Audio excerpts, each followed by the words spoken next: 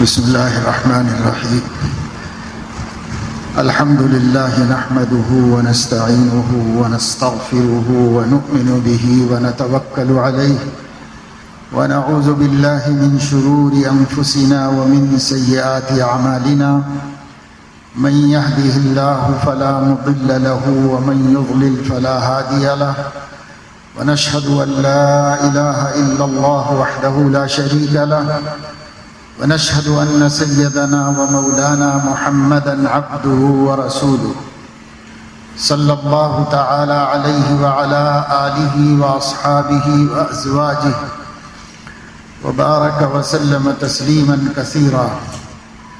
أما بعد فقد قال الله تبارك وتعالى: وأنيبوا إلى ربكم وأسلموا له من قبل أن يأتيكم العذاب ثم لا تنصرون. واتبعوا أحسن ما أنزل إليكم من ربكم من قبل أن يأتيكم العذاب بغتة وأنتم لا تشعرون. أن تقول نفس يا حسرة على ما فرطت في جنب الله وإن كنت لمن الساخرين. أو تقول لو أن الله هداني لكنت من المتقين. أو تقول حين تروا العذاب لو أن لي كرة فأكون من المحسنين. بلى قد جاءتك آياتي فكذبت بها واستكبرت وكنت من الكافرين. ويوم القيامة ترى الذين كذبوا على الله وجوههم مسودة أليس في جہنم مثوى للكافرين. صدق اللہ العظیم. ایک بڑے عظیم محدث امام بخاری کے شیوخ و اساتذہ میں سے گزرے ہیں. ان کا نام ہے سفیان ثوری رحمہ اللہ. ایک سفیان بن عیینہ ہیں، ایک سفیان ثوری ہیں. دونوں مشائخ حدیث میں سے ہیں. حضرت سفیان ثوری رحمہ اللہ فرماتے ہیں کہ علم کے 5 حق ہیں. پہلا حق الصمت، خاموش رہنا، الانصات، چپ رہنا، خاموش رہنا. علم جب دیا جا رہا ہو، جب لیا جا رہا ہو تو دینے والا تو بولے گا اور لینے والے چپ رہے، خاموش رہے. پہلا حق. اس لیے کہ خاموش نہ رہیں تو اگلا حق ادا نہیں ہو سکے گا، اس لیے خاموش رہنا. نمبر 2 السمع، غور سے سننا. جب چپ رہیں گے تو سننے کی توفیق ملے گی. جیسے عورتوں کی مجلسوں میں ہوتا ہے، اور عورتیں بیچاری بیانوں میں بھی آتی ہیں، مجالس میں بھی آتی ہیں، تو عام طور سے وہ خود بولتی رہتی ہیں، اس لیے ان کو سننے کی توفیق نہیں ہوتی. جو چپ نہیں رہے گا وہ سن نہیں سکے گا. اور اسی وجہ سے میں جہاں بھی جاتا ہوں وہاں کے علماء سے کہتا ہوں کہ مستورات کے چھوٹے چھوٹے اجتماع کرو، بڑے بڑے مت کرو. بڑے بڑے اجتماعات میں وہ خود بولتی رہتی ہیں، کچھ نہیں سنتی کہ کیا بولنے والا بول رہا ہے.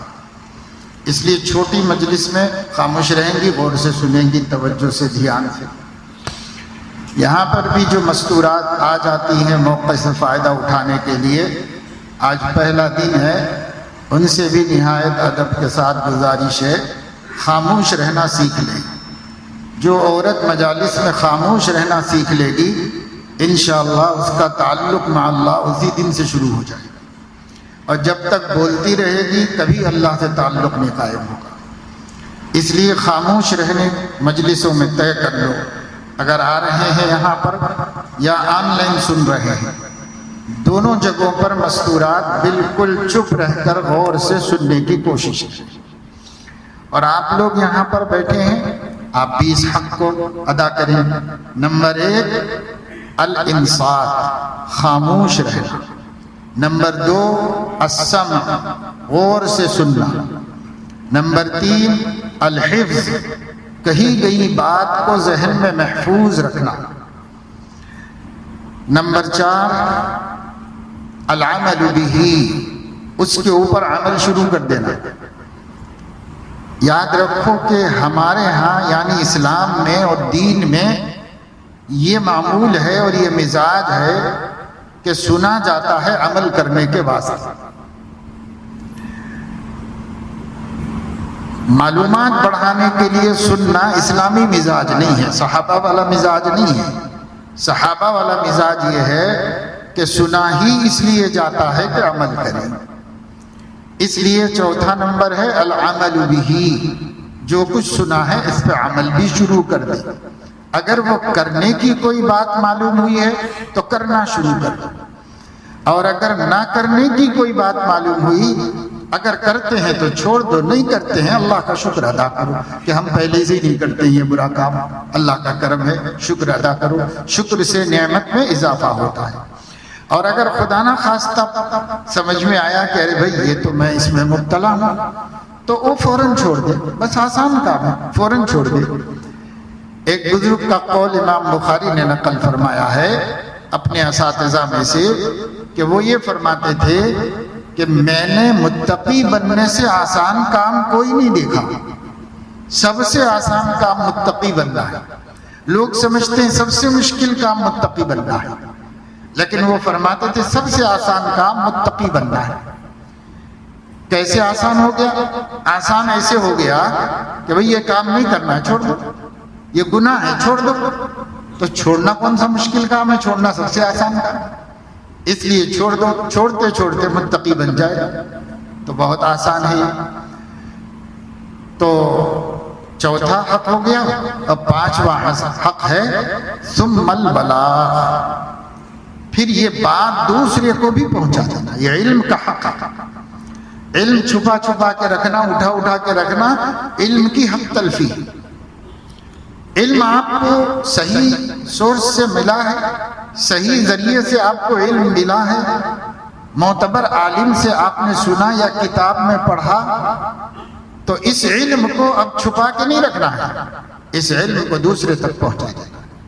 ہاں جو باتیں غیر معتبر لوگوں سے سنی، غیر علماء سے سنی، جو باتیں ایسی کتابوں میں پڑھی جن کا صحیح ہونا پتہ نہیں ہے ہم کو، تو جب تک تحقیق نہ ہو آگے بڑھانا جائز نہیں، اس لیے آگے نہ بڑھائے، پہلے تحقیق کرے، اطمینان کرے، اس کے بعد آگے بڑھائے۔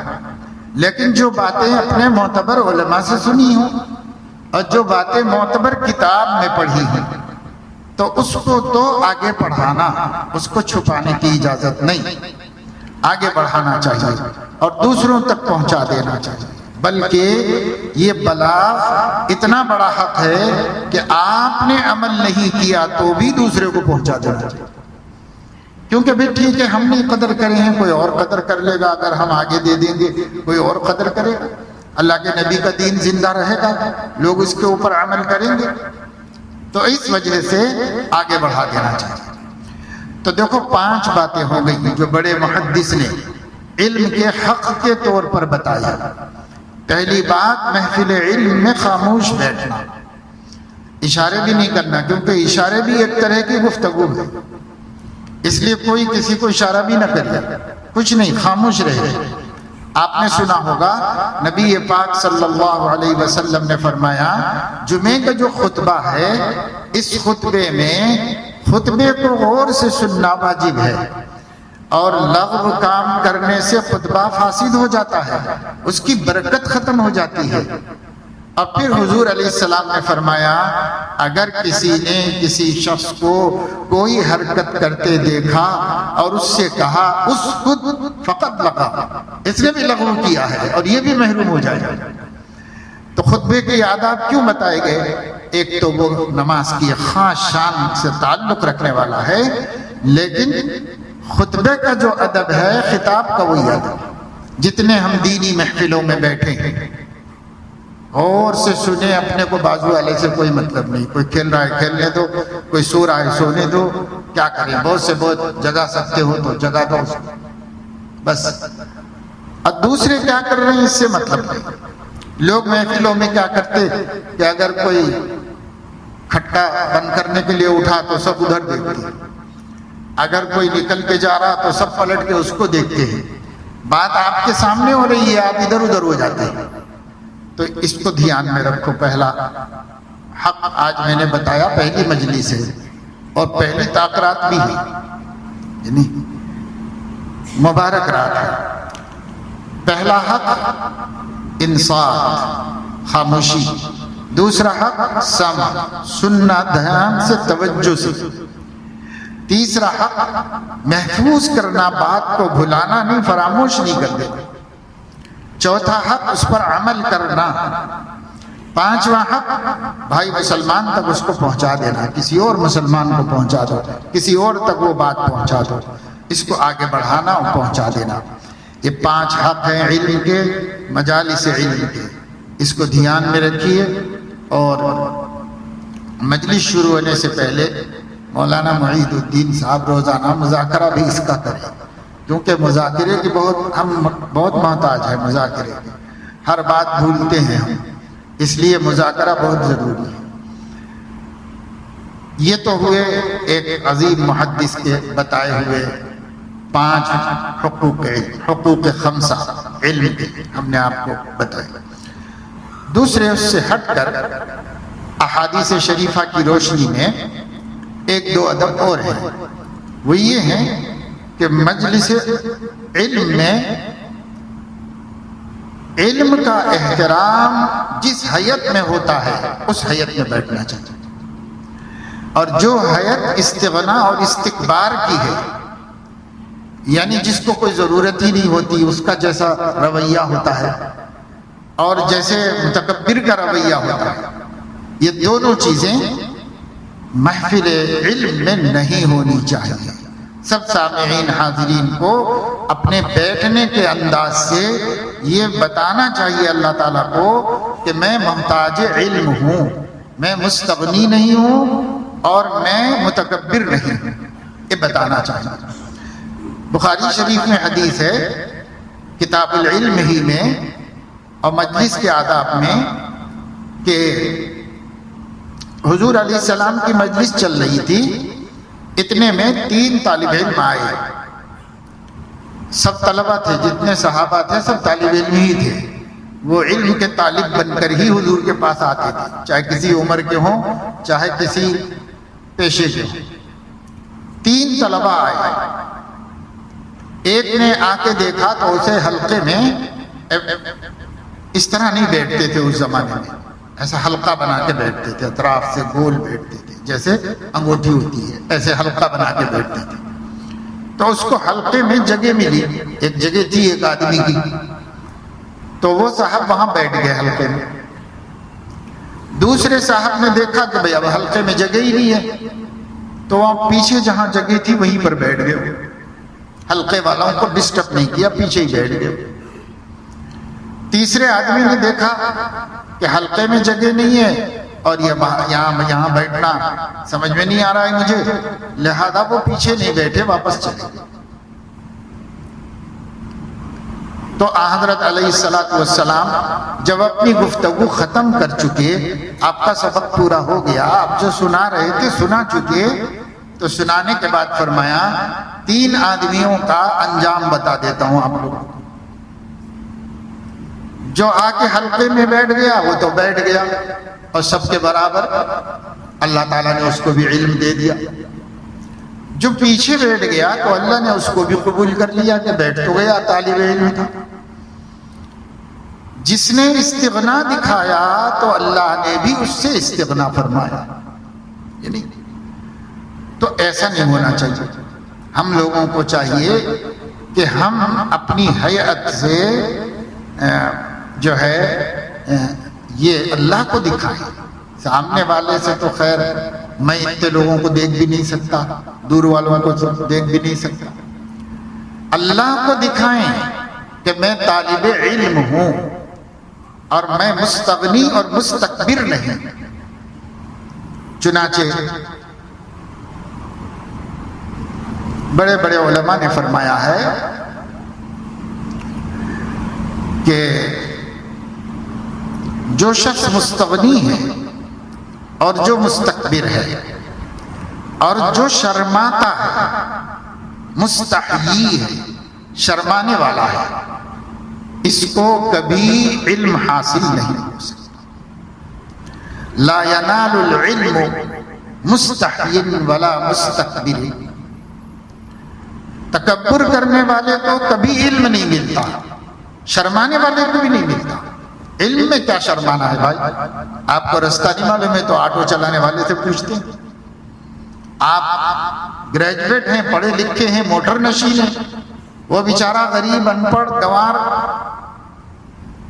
مزدوری کر لے رہا ہے، تو آپ کہتے ہیں کہ بھائی وہ فلاں کدھر جانا، تو وہ بتاتا ادھر جاؤ، تو چلے جاتے ہیں۔ حیا آئی، شرم آئی؟ نہیں آئی۔ لیکن عالم سے دین سیکھنے میں شرم آتی ہے، قاری سے قرآن سیکھنے میں شرم آتی ہے، اور کسی گئے گزرے گوار آدمی سے رستہ پوچھنے میں شرم نہیں آتی۔ وہ راستہ دنیا کا ہے، یہ راستہ دین کا ہے، رستہ پوچھنا ہی ہے، یہ بھی رستہ ہی پوچھنا ہے کہ آخرت کا رستہ کیا ہے۔ ہر مسئلہ، ہر دین آخرت کا رستہ پوچھنا۔ تو ادب سے بیٹھو۔ ہاں، جو حضرات بوڑھے ہیں یا یہ کہ کوئی عذر ہے ان کو، ایک صاحب ہیں اور سالوں میں بھی تھے، اس سال بھی نظر آئے مجھے مغرب میں، ان کے پیر میں تکلیف رہتی ہے مستقل۔ تو ایسے اور بھی کوئی ہو سکتے ہیں بھائی، ہمیں نہیں معلوم کہ کسی کا کوئی عذر ہو تو کرسی پہ بیٹھے۔ ماں باقی سب ادب سے بیٹھے۔ اکثر نوجوان ہیں، با ادب مجالس میں بیٹھنا کی مشق کر لو 10 دن میں، ورنہ آج کل تو جمعے کے خطبے بھی نہیں سن رہے ہیں، آتے ہیں باہر موٹر سائیکلوں پہ بیٹھ جاتے ہیں یا وضو خانے میں بیٹھ کے باتیں کرتے رہتے ہیں، خطبہ چلتے رہتے ہیں۔ یہ بہت سخت بے ادبی ہے اللہ کی بارگاہ، سخت بے ادبی ہے۔ وہ اللہ تعالیٰ کی محفل ہے جس میں خطیب خطبہ دیتا ہے، اللہ کی محفل ہے، اس محفل میں آ کر اللہ کو دکھاتے ہیں نہ آپ کی کوئی ضرورت ہے، نہ آپ کے خطبے کی ضرورت ہے، نہ آپ کی خیر خائی کی ضرورت ہے، کچھ بھی ضرورت نہیں ہے میرے کو۔ اس لیے بیٹھ کے وضو خانے کے چبوتروں پہ بیٹھے ہوئے ہیں، سیٹوں پہ یا پاس موٹر سائیکلوں پہ بیٹھے ہوئے ہیں، آپس میں بے تکلف باتیں کرتے رہتے ہیں، اور عربی کا خطبہ ہوتے رہتا ہے، یعنی نماز کا آدھا حصہ ہے خطبہ، نماز ہوتی رہتی ہے سمجھو، اب باتیں کرتے رہتے ہیں۔ بہت بری بات ہے۔ آپ لوگوں میں سے اگر کوئی ایسا کرتا ہو تو وہ یہ طے کر لے کہ بھئی کبھی ایسا نہیں کرنا ہے۔ پہلے تو نماز میں اول وقت پہنچو، مسجد میں ایسے وقت پہنچو کہ ہمیں عالم کا بیان سننے کو ملے، ایسے وقت میں پہنچو، کیونکہ اگر یہ سلسلہ ختم ہو جائے گا تو پھر باہر ہم جس ماحول میں ہیں وہ تو اللہ سے دور کرنے ہی والا ماحول، سارا ماحول خدا بیزار ہے۔ اب یہ اگر ہم مسجدوں میں جا کے تھوڑا بہت سن لیا کریں گے تو کچھ تو اپنی غیرت ایمانی باقی رہے گی، ورنہ وہ بھی ختم ہو جائے گی، جیسا کہ ان نوجوانوں کی ہو گئی ہے جو مسجد سے تعلق ہی نہیں رکھتے، عالم سے تعلق ہی نہیں رکھتے۔ آج وہ نوجوان دہریے بن گئے، آج وہ نوجوان کیا سب عقیدے الگ الگ، انہیں اپنے اپنے سوچنا ہے، ایسے بول رہے مسلمان، اپنا اپنا سوچنا ہے بھائی، ہندو لوگ ایسا سوچ لیتے، عیسائی ایسا سوچ لیتے، یہودی ایسے سوچ لیتے، مسلمان ایسا سوچتے۔ حقیقت کچھ نہیں ہے، یہ پڑھے لکھے بچوں کا حال ہے، تعلیم یافتہ نوجوانوں کا حال ہے۔ کیوں؟ تعلیم بری چیز نہیں تھی، مسجد سے کٹ جانا بری چیز تھی، علماء سے کٹ جانا بری چیز تھی۔ جب وہ اس سے کٹ گئے اور دینی ماحول سے بالکل دور ہو گئے تب پڑھنا لکھنا تو خیر اچھی بات تھی، لیکن پڑھنے لکھنے کے ساتھ یا تو مرتد ہو گئے ہیں یا ملحد ہو گئے ہیں اور زندیق ہو گئے ہیں۔ لاکھوں مسلمانوں کی بات کر رہا ہوں میں آپ سے، لاکھوں مسلم نوجوان، لڑکے بھی لڑکیاں بھی، اللہ رسول پر کوئی بھروسہ نہیں رہتا، اسے صرف سمجھتے ہیں کہ لوگوں کے خیالات ہیں، یہ سمجھتے ہیں۔ ایسے لاکھوں مسلم نوجوان لڑکے بھی ہیں، لڑکیوں میں بھی، بس وہ ایک اپنا سمجھو سماجی شرما حضوری میں اپنے کو مسلمان کہتے ہیں، کیونکہ اسی سماج کا حصہ ہے، اس لیے اپنے کو مسلمان کہتے ہیں۔ ایسے کتنے لوگ، ان پر کوئی رحم کھانے والا بھی نہیں۔ پہلے زمانے میں رحم کھانے والے تو تھے کم سے کم، ایک بہت بڑے مفسر قرآن گزرے ہندوستان میں، ان کا نام ہے مولانا عبد الماجد دریابادی رحمت اللہ علیہ۔ اردو اور انگریزی کے ادیب تھے، بہترین ادیب تھے، انگریزی کے بھی اور اردو کے بھی۔ اور وہ اردو میں صدق نام کا اخبار بھی نکالتے تھے، سو سچی خبریں شائع کرتے تھے، اس لیے اس کا نام صدق رکھا تھا۔ اللہ نے بعد میں بہت اچھے کام لیے ان سے۔ انگریزی زبان میں تفسیر القرآن الکریم کے نام سے 5 جلدوں میں انہوں نے قرآن کا ٹرانسلیشن کیا ہے، تفسیر کی، جمع کی ہے مفسرین کی۔ وہ خود تو مفسر نہیں تھے، لیکن بڑے بڑے مفسرین کی کتابوں سے اس کو جمع کر کے ایک بہترین تفسیر انگریزی میں تیار کی۔ اردو میں بھی موجود ہے تفسیر ماجدی کے نام سے، انگریزی میں تفسیر القرآن الکریم کے نام سے۔ یہ جو بزرگ ہیں، یہ جس زمانے میں پڑھتے تھے، اسٹوڈنٹ تھے اور کالج میں پڑھتے تھے، عصری تعلیم حاصل کر رہے تھے۔ انگریزوں کا دور تھا، انگریزوں کی حکومت تھی، اسکول سب وہی چلاتے تھے، کالجز بھی وہی چلاتے تھے، اور ان کی کوشش ہوتی تھی کہ ہر پڑھنے کے لیے آنے والا عیسائی بن جائے، یہ ان کی کوشش ہوتی تھی۔ تو مولانا دریابادی کو پڑھنے کے زمانے میں کچھ ایسا لٹریچر فراہم ہوا کہ لائبریری میں جا کے مطالعہ کرتے تھے، پڑھتے تھے، تو انگریزوں کی کتابیں پڑھیں اور حضرت صلی اللہ علیہ وسلم سے دن بدن بدگمانی بڑھتی چلی۔ مسلم گھرانے کے تھے، باپ بھی بڑے نیک آدمی، اچھے مسلمان تھے، لیکن باپ پڑھے لکھے نہیں تھے، بیٹے کو پڑھا رہے تھے، اعلیٰ تعلیم دلائی۔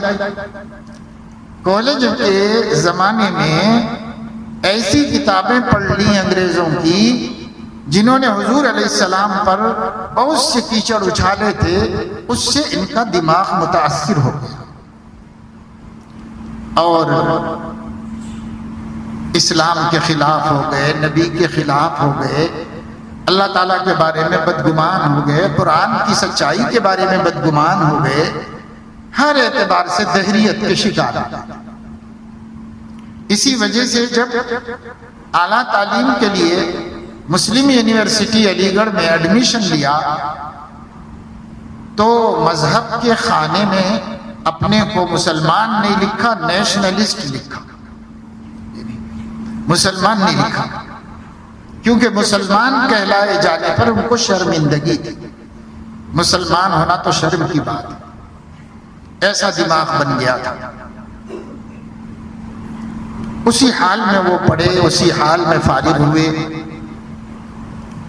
اور پھر انہوں نے انگریزی زبان میں ایک کتاب بھی لکھی، اور اس کتاب میں یہ ثابت کرنے کی کوشش کی کہ حضرت محمد صلی اللہ علیہ وسلم کوئی اللہ کے نبی رسول نہیں تھے، بلکہ ایک کامیاب لیڈر تھے، یہ ثابت کرنے کی کوشش کی۔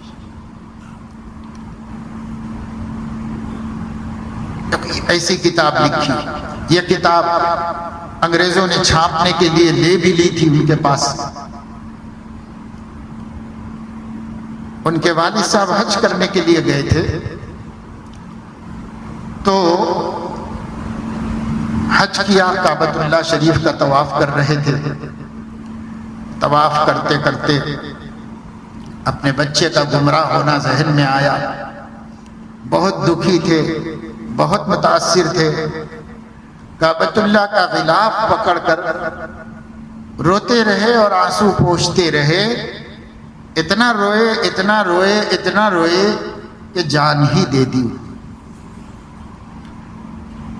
بس یہ کہتے تھے کہ اللہ، ایک بندہ گمراہ ہو جائے گا، تیرا تو کچھ نقصان نہیں ہوگا، مگر میرا بیٹا جہنمی ہو جائے گا، میرا بیٹا محروم ہو جائے گا، آپ کا تو کوئی نقصان نہیں ہے، آپ بے نیاز ہیں کائنات سے، لیکن میں محروم ہو جاؤں گا۔ اتنا ترس آ رہا تھا، اتنا درد تھا دل میں کہ دعائیں کرتے کرتے کرتے جان بھی دے دی اللہ پاک کہ بچے کو ہدایت ہو جائے۔ آج بھی ماں باپ کو اولاد کے لیے بڑی فکر ہوتی ہے، لیکن اولاد کے ایمان اور دین کی ایسی فکر نہیں ہے جیسے اس باپ کو اپنے بچے کے ایمان اور دین کی فکر تھی۔ دنیا کی بھی تھی، اسی لیے اعلیٰ تعلیم دلا رہے تھے، لیکن دین ایمان کی بھی فکر تھی۔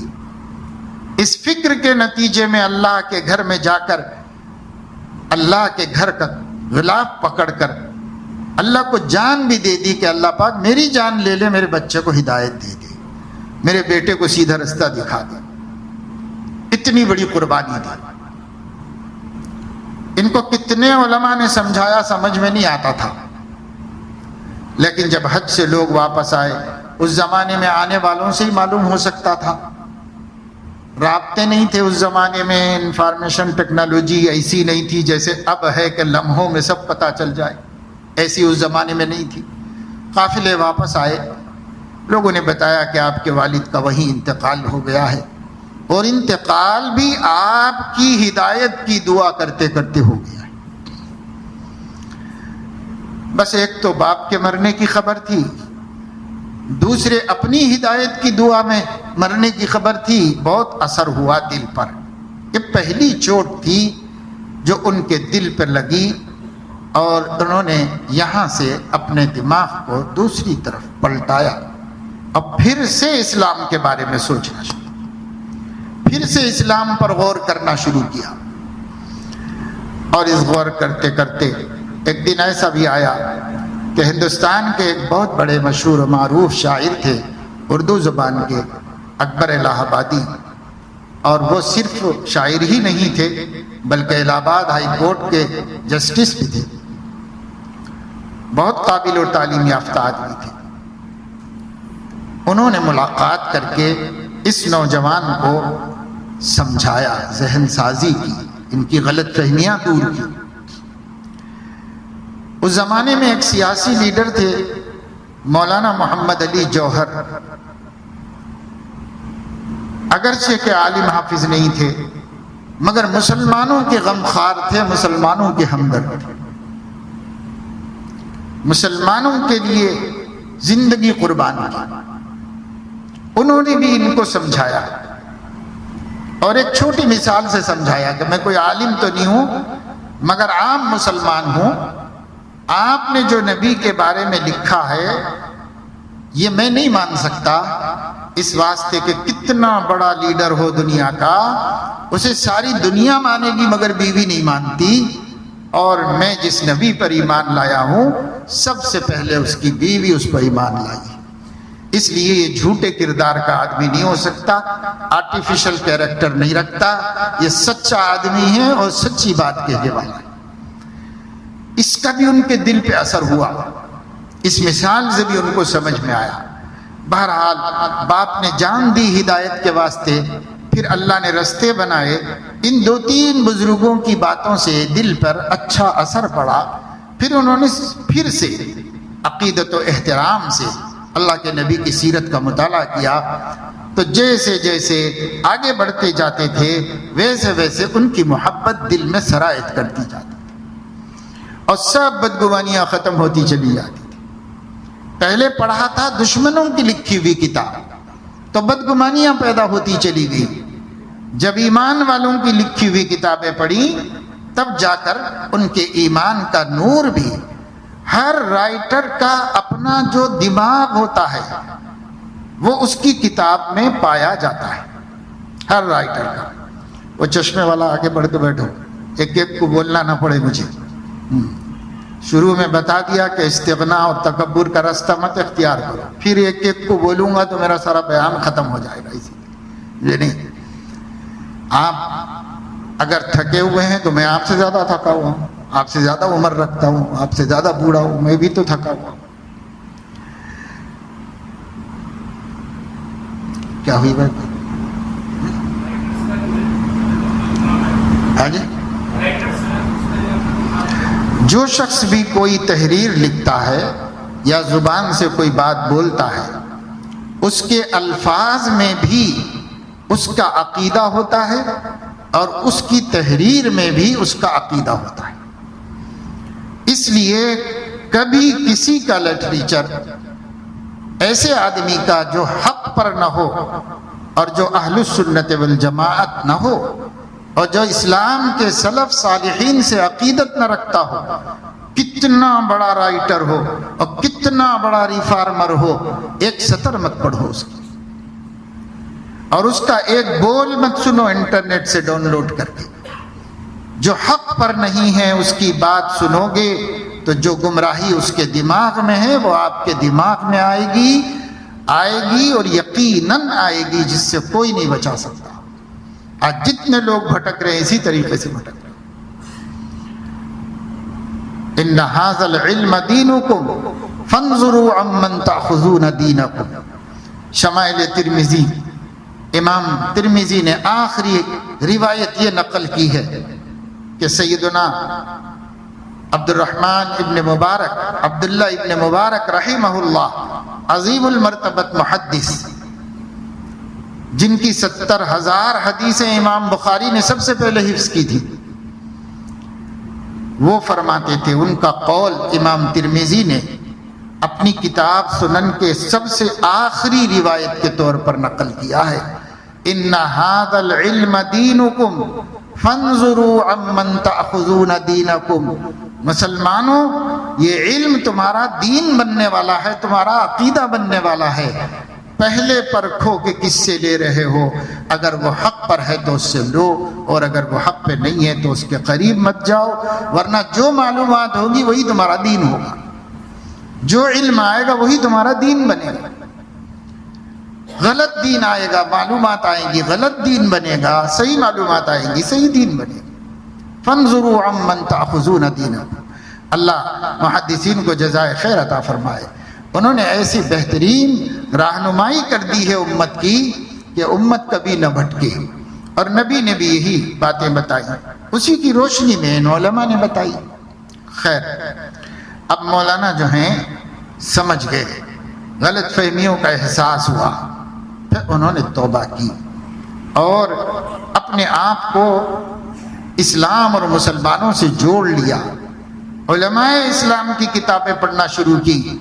پھر ایک وقت ایسا بھی آیا کہ حکیم الامت رحمہ اللہ کی خدمت میں جا کر اپنی تربیت کرائی. اخلاق کے اعتبار سے بھی اعلیٰ درجے کے بزرگ بنے اور علم کے اعتبار سے بھی اپنے زمانے میں مانے جاتے تھے، پورے ہندوستان میں مانے جاتے تھے. اپنے دور کے اندر بڑا مقام اللہ نے ان کو دیا. تو میں یہ بات آپ کو بتایا کہ کل اگر بچے بھٹکتے تھے تو رونے والی آنکھیں تھیں، دعائیں کرنے والی زبانیں تھیں، خدا کے سامنے تڑپ کے اپنی جان بھی دینے والے موجود تھے. لیکن آج بچے بھٹکتے ہیں تو ان پہ کوئی ترس کھانے والا بھی نہیں. اسی لیے میں بار بار کہتا ہوں کہ آج کے دور کے بچے باپ ہو کر بھی یتیم ہیں اور ماں ہو کر بھی اسیر ہیں. اس لیے کہ جیسے یتیم و اسیر بچے گلی کوچوں کے ہو جاتے ہیں اور ان کا کوئی پرسان حال نہیں ہوتا، ایسے ہی آج کے بچوں کے دین کا حال ہے کہ ان کے دین اور اخلاق کا کوئی پرسان حال. کتنے ہی بد اخلاق ہو رہے ہیں، کتنے ہی گرے ہوئے عادتیں ان میں آ رہی ہیں، کیسی کیسی برائیاں آ رہی ہیں جس سے اللہ رسول کو نفرت ہے، ہمارے بچوں میں آ رہی ہیں، لیکن کوئی ترس کھانے والا نہیں، کوئی رہا. فما بکت علیہم السماء والارض. نہ آسمان رویا نہ زمین روئی، کوئی رحم کرنے والا نہ ہوا، اور کوئی ان پر. ایسا آج کے دور کا حال. ایسے میں کہتا ہوں تمام نوجوانوں سے کہ آپ کے ماں باپ نے تو آپ کو دین سے نہیں وابستہ کیا تو کوئی بات نہیں، ان کے پاس نہیں ہوگا دین تو انہوں نے نہیں دیا، لیکن آپ کو اللہ نے شعور دی، عقل دی، علم دیا. آپ پڑھتے لکھتے ہیں، آپ گنوار نہیں ہیں، جاہل نہیں ہیں. آپ تو طے کر لو کہ میں بستی میں، شہر میں کسی بھی عالم کو اپنا دوست بنا لو۔ جس شخص کا کوئی عالم دوست ہے وہ انشاءاللہ بھٹکے گا نہیں اور غلط راستے پہ نہیں جائے گا۔ کسی کو بنا لو دوست، میں نہیں بولتا کہ فلاں فلاں فلاں۔ الحمدللہ جب ہم جوان تھے اور ہم نے امامت شروع کی تھی تو لوگوں کو بتانے کے واسطے بھی اتنے کم لوگ تھے کہ پورے شہر میں ایک آدھ کا نام بولا، فلاں سے فلاں عالم صاحب، فلاں عالم صاحب۔ لیکن آج ہم دیکھ رہے ہیں، ہماری آنکھیں دیکھ رہی ہیں، بستی بستی، محلے محلے 20 علماء کرام موجود ہیں۔ اس لیے کسی سے دوستی کرو، بس اتنا دیکھ لو کہ اہل السنت والجماعت کے رستے پہ قائم ہے یا نہیں۔ یہ بار بار اہل السنت والجماعت میں آپ کو اس لیے کہتا ہوں، یہی ایک گروہ ہے، یہی ایک طبقہ ہے جس کو نبی نے نجات پانے والا قرار دیا ہے، اسی ایک طبقے کو۔ اور حضور نے فرمایا بہت خیالات آئیں گے وجود میں، لیکن سب خیالات جہنم میں جانے والے ہیں۔ یہی ایک خیال، ما انا علیہ واصحابی، جس پر میں اور میرے صحابہ میں، اسی کو اہل السنت والجماعت کہتے ہیں۔ سنت سے مراد قرآن حدیث اور جماعت سے مراد اجماع امت۔ ایسے لوگ جو قرآن، سنت اور اجماع امت پر اپنے کو جوڑے ہوئے ہیں، وہی لوگ اہل السنت والجماعت کہلاتے ہیں۔ وہی کامیاب ہوں گے، ان کے علاوہ کوئی کامیاب نہیں ہوگا۔ سب رستے سے بھٹک جائیں گے، تھوڑا زیادہ اور زیادہ، اور کفر تک بھی چلے جا سکتے ہیں۔ پورا سیدھے رستے پر کون ہے؟ تو اہل السنت والجماعت۔ اہل السنت والجماعت صحابہ کرام، تابعین، محدثین، فقہاء امت، نبی پاک صلی اللہ علیہ وسلم کے بعد 300 برس تک مسلمان جس عقیدے پر قائم تھے، اسی کو ہم سلف صالحین کا عقیدہ کہتے ہیں، اسی کو لے کر قائم رکھنا اور اسی پر چلنا۔ تو اگر کوئی ہمارے لیے رونے والا ہو، اگر کوئی ہمارے لیے دعا کرنے والا ہو، اگر کوئی ہمارے لیے اللہ کے سامنے گڑ گڑانے والا ہو، تو ہم کتنی بھی دور جائیں گے، ایک دن واپس آ جائیں گے۔ کوئی ہو ہمارے اوپر رحم کھانے والا، پر بھائی اس زمانے کی بد نصیبی کہ بچے بھٹک رہے ہیں، بیٹیاں بھٹک رہی ہیں، اور کوئی رحم کھانے والا نہیں ہو، ترس کھانے والا۔ ایسی صورتحال ہو گئی۔ ڈرنے کا مقام ہے، اپنے آپ کو اللہ کے سپرد کرو، اللہ تعالیٰ سے تڑپ کے لگ لپٹ کر ہر تاقرات میں، بلکہ ہر دن ہر رات میں، روزانہ اب یہاں آئے ہیں اس کی چوکھٹ پہ، اس کو منانے کے لیے اور اس کو راضی کر کے جانے کے لیے، تو برابر دعا کرتا رہو، ربنا لا تزغ قلوبنا بعد اذ ہدیتنا وہب لنا من لدنک رحمۃ انک انت الوہاب۔ یہ قرآن کی دعا ہے، آسانی سے یاد ہو جائے گی، قرآن آسانی سے زبان پہ چڑھ جاتا ہے کسی کے بھی۔ ربنا لا تزغ قلوبنا بعد اذ ہدیتنا، اے ہمارے پروردگار ہمارے دلوں کو پلٹا مت دیجئے بعد اس کے کہ آپ نے ہمیں ہدایت دی ہے، مسلمان بنایا ہے، اپنی معرفت دی ہے، اپنی توحید کا قائل کیا ہے، اپنے نبی کی رسالت کا اعتراف کرایا ہے، اپنی کتاب کا احترام سکھایا ہے، ماں باپ کو مسلمان بنایا، مسلم گھرانے میں پیدا کیا ہے، آپ نے ہم کو ہدایت دی ہے۔ بعد اذ ہدیتنا، ہدایت دینے کے بعد اب گمراہ مت کر دیجئے، کیونکہ اللہ حفاظت کا ہاتھ اٹھا لیتا ہے تو بڑے سے بڑا گمراہ ہو سکتا ہے۔ انبیاء کو چھوڑ کر کے اللہ نبیوں پر سے اپنی حفاظت کا ہاتھ کبھی نہیں ہٹاتا، ان کو چھوڑ کر کوئی نہیں ہے جس کے بھٹکنے کا اندیشہ ہو، سب بھٹک سکتے ہیں، چاہے نبی کا بیٹا ہو، چاہے نبی کا باپ ہو، چاہے نبی کی بیوی ہو، سب بھٹک سکتے ہیں اور بھٹکے ہیں۔ اس لیے لا تزغ قلوبنا بعد اذ ہدیتنا، اللہ پاک ہدایت آپ نے دی، شکر ہے آپ کا، اب ہدایت کے بعد ہمیں گمراہی کی طرف جانے مت دیجیے۔ وَهَبْ لَنَا مِن لَّدُنْكَ رَحْمَةً، اور اپنی طرف سے خاص رحمت ہم پر نازل کی، خاص رحمت اتاریے ہمارے اوپر۔ جس پر اللہ کی رحمت اترے گی وہ گمراہ نہیں ہوگا۔ اِنَّكَ أَنتَ الْوَهَّابُ، آپ بہت دینے والے ہیں، بہت دینے والے ہیں۔ واہب دینے والے کو کہتے ہیں، وہاب بہت زیادہ دینے والے کو کہتے ہیں۔ آپ بہت دینے والے ہیں، بہت عطا کرنے والے ہیں، اس لیے آپ ہمیں محروم نہ کیجیے۔ یہ قرآنی دعا اچھی طرح یاد کر لے سب لوگ، سب عورتیں مرد سب یاد کر لیں۔ اس دور میں اس دعا کی جتنی ضرورت ہے ہم کو اتنی روٹی کی بھی ضرورت نہیں۔ روزی روٹی نہیں ملیں گی تو مریں گے، ایمان پہ تو مریں گے، لیکن خدا نہ خواستہ دنیا سب مل جائے پر ہدایت سے محروم ہو جائے تو کیا کریں گے؟ یہ دنیا لے کے چھوڑ کے جانا ہے، اول چھوٹے گی آخر چھوٹے گی۔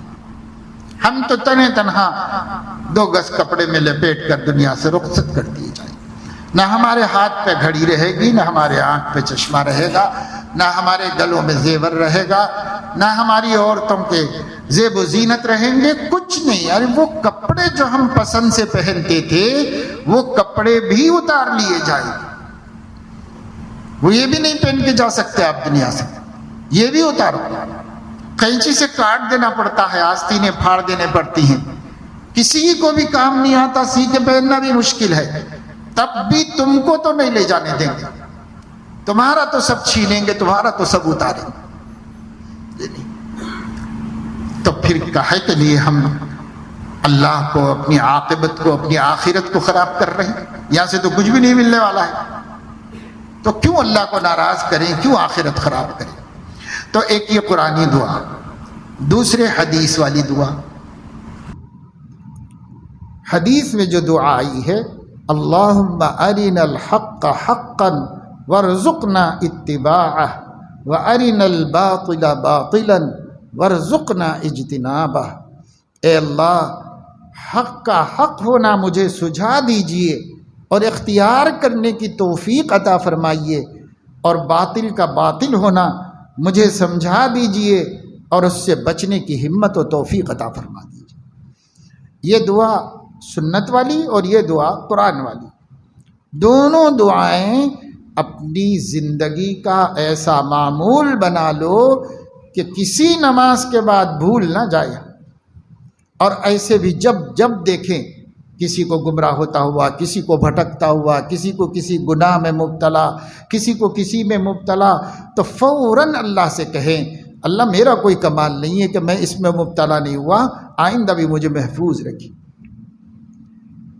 مجھے محفوظ رکھیے، مجھے گمراہی سے بچا لیجیے۔ حضرت علیہ السلام نبی ہو کر دعا مانگتے تھے کہ اللہ ہدایت کے بعد گمراہی سے اور ترقی کے بعد زوال سے میں آپ کی پناہ چاہتا ہوں، نبی ہو کر دعا مانگتے تھے۔ ہم لوگ ڈرتے ہی نہیں کہ ہمیں کوئی نقصان ہوگا، ہم ڈرتے ہی نہیں۔ اس نڈر پن کا انجام یہ ہو گیا، پتہ ہی نہیں ہے کہ ہم ابھی ایمان پہ ہیں بھی یا نہیں، اس کا پتہ بھی نہیں۔ ایمان رخصت تو نہیں ہو گیا، ایسی باتیں بول رہے ہیں، ایسے کام کر رہے ہیں کہ خدا نہ خواستہ اس سے ایمان رخصت ہو جا سکتا، مگر پتہ ہی نہیں ہے، شعور ہی نہیں۔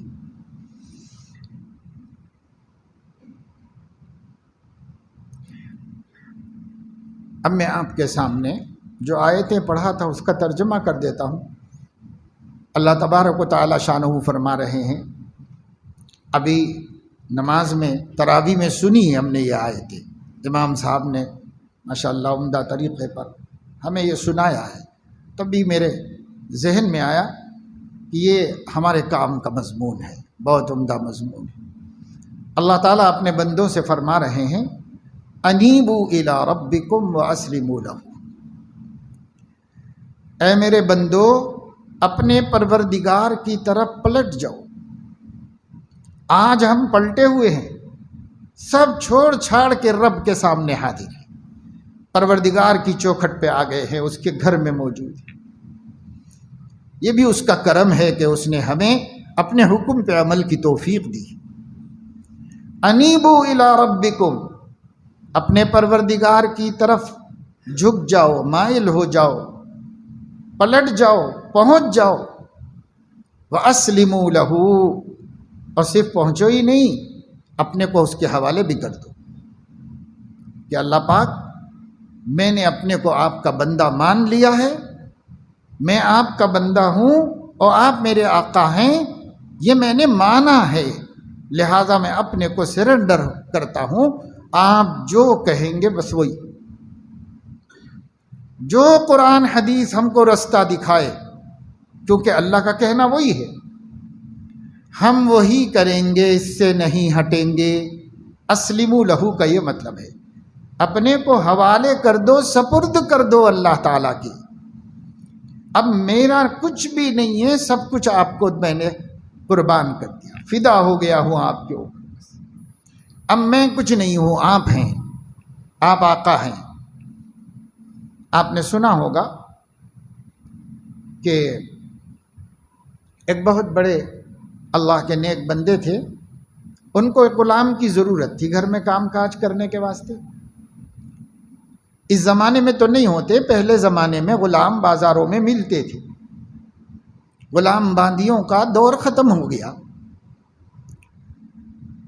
اب کوئی کسی کو غلام نہیں بنا سکتا۔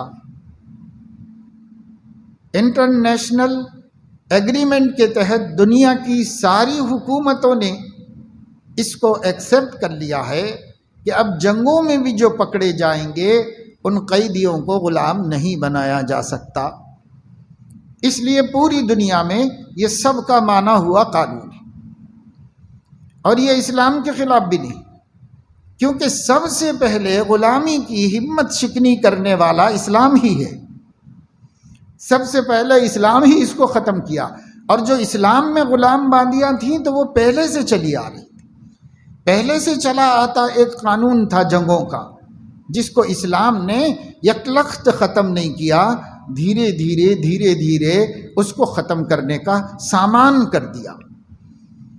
چنانچہ مسلمانوں میں ویسے ہی ختم ہو گئے تھے، پھر ایک انٹرنیشنل ایگریمنٹ کے تحت میں ساری ہی دنیا نے مان لیا کہ اب کسی انسان کو نہ غلام بنایا جائے گا نہ باندی بنایا جائے گا۔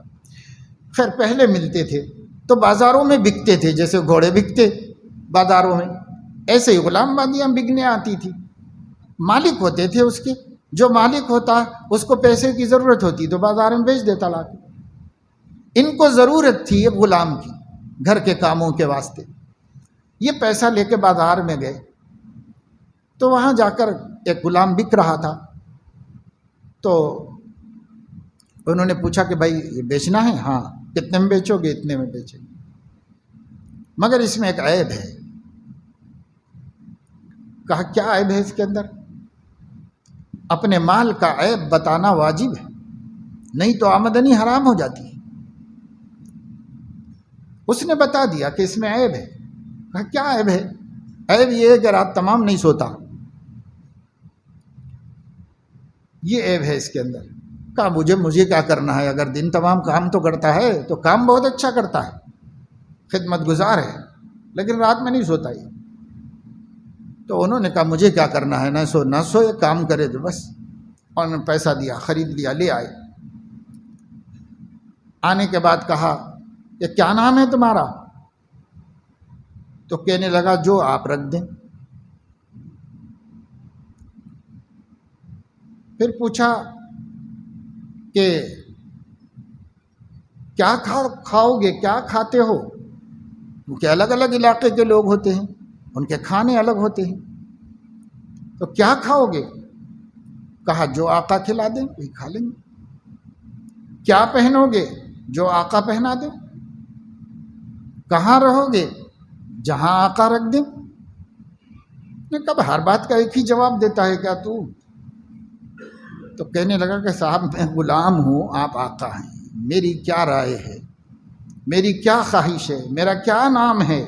جو میرا مالک ہے وہ جو نام سے پکارے وہ میرا نام ہے، جو میرا مالک کھلا دے وہی میرا کھانا ہے، اور جو میرا مالک پہنا دے وہی میرا لباس ہے۔ جہاں میرا مالک رکھ دے وہی میری جگہ ہے، میں کیا ہوں، میں تو غلام ہوں، جو آقا ہے اس کی مرضی ہے، وہ مالک ہے، وہ جو چاہے کرے۔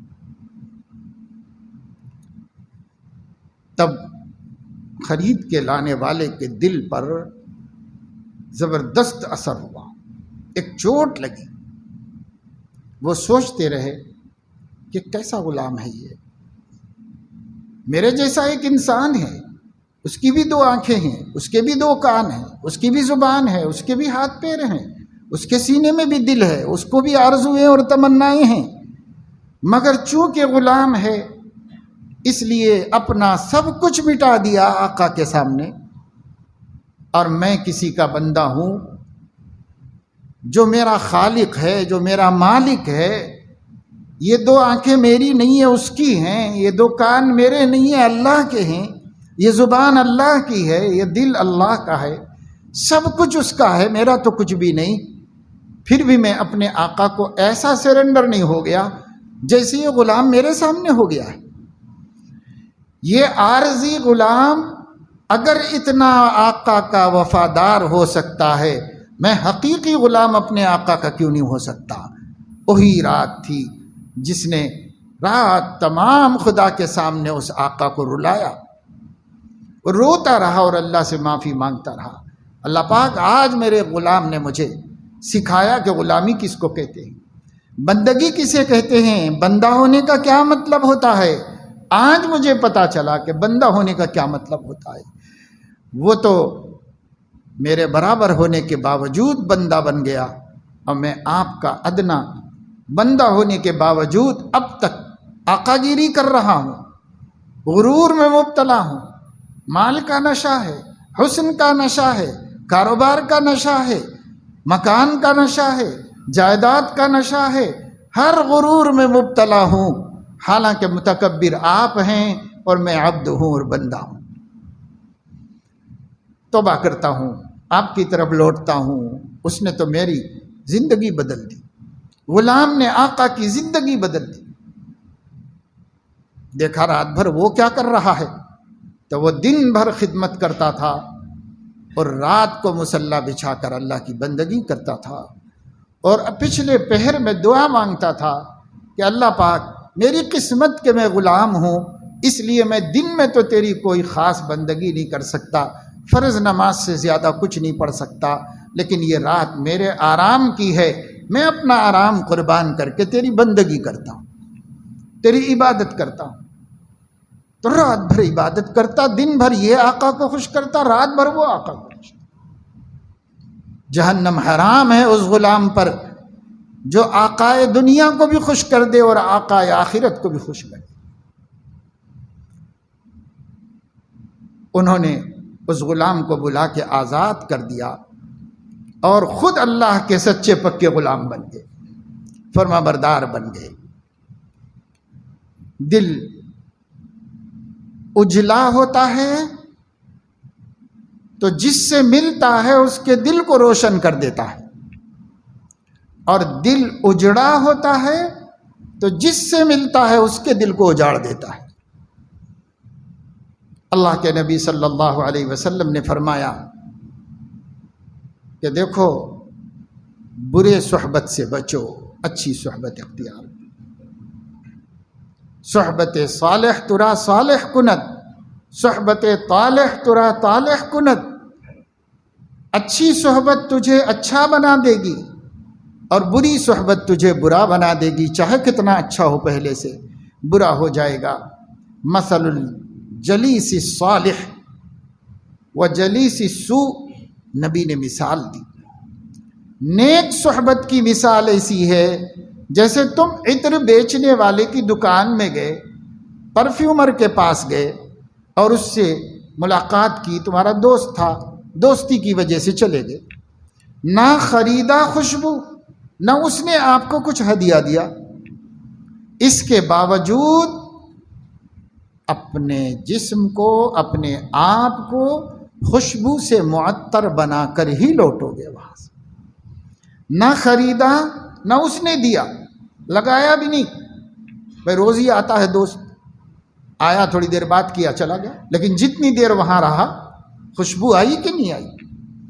خوشبو آئی، بدبو کے ماحول سے بچ گیا، اچھے ماحول میں آیا، طبیعت بحال ہو گئی، بہار ہو گئی۔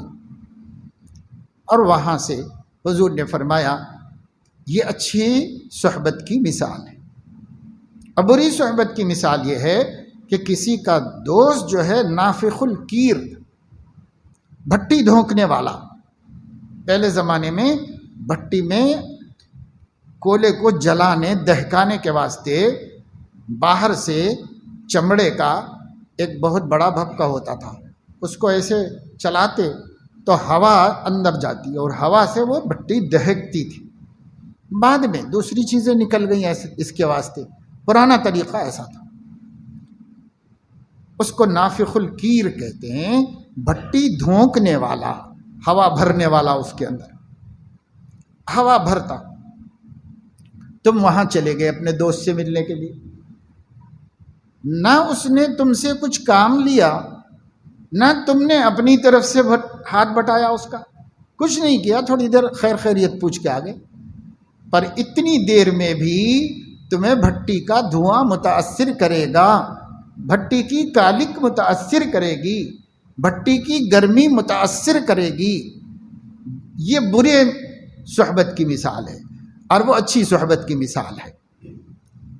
اللہ ہمارے نبی کو جزائے خیر عطا فرمائے، ہر طرح امت کو سیدھا رستہ دکھایا، ہر طرح گمراہی سے بچایا، اچھی اچھی مثالوں سے سمجھایا، لیکن پھر بھی ہم اچھے دوستوں سے دور بھاگتے ہیں۔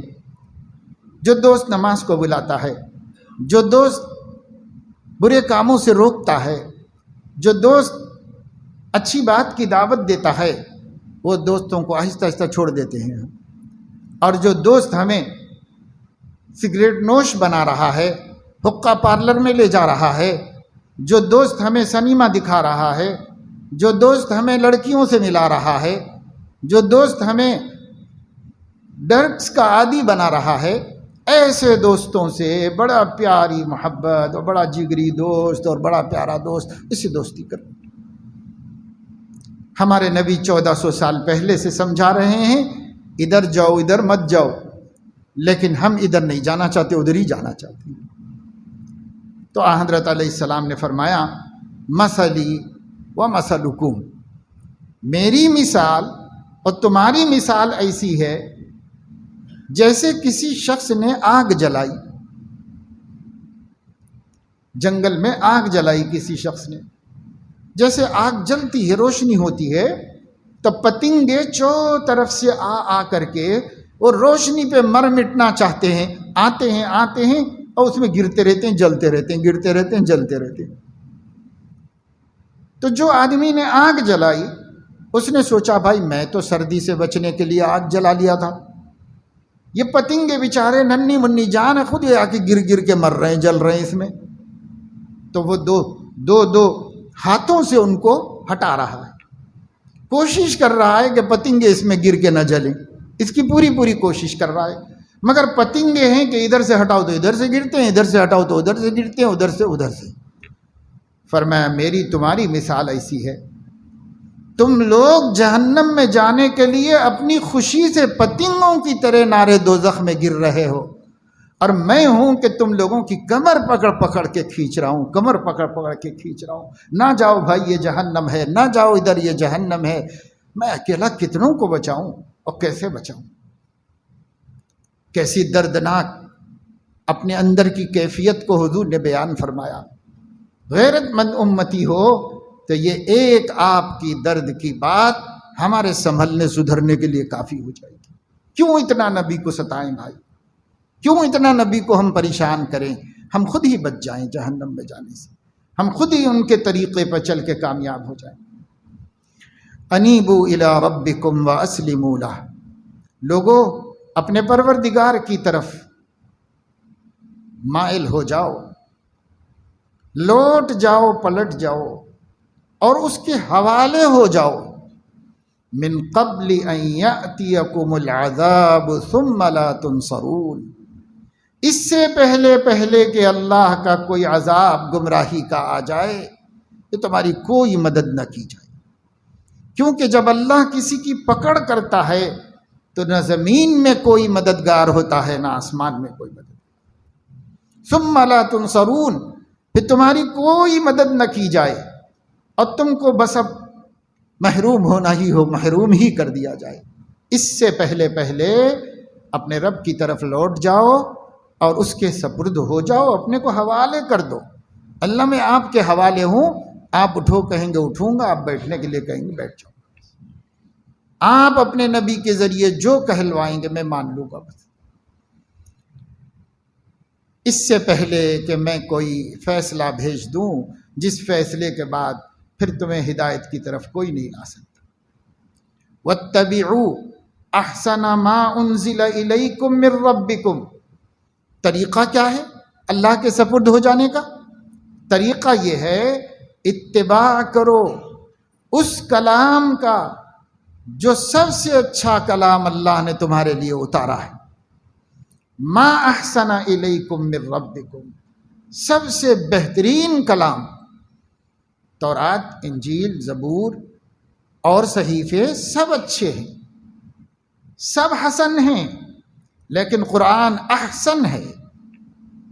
واتبعوا احسن ما انزل الیکم من ربکم، اتباع شروع کر دو، اطاعت و فرما برداری شروع کر دو اس کلام کی جو سب سے اچھا کلام ہے، جو تمہارے رب کی طرف سے نازل کیا گیا ہے۔ من قبل ان یأتیکم العذاب بغتۃ وانتم لا تشعرون، اس سے پہلے کہ دن میں رات میں کسی وقت اچانک میں اپنا عذاب تمہارے اوپر بھیج دوں اور تم سنبھل بھی نہ سکو، سمجھ بھی نہ سکو۔ وانتم لا تشعرون، پتہ ہی نہ چلے کہ کیسے آ گیا عذاب، پتہ ہی نہ چلے۔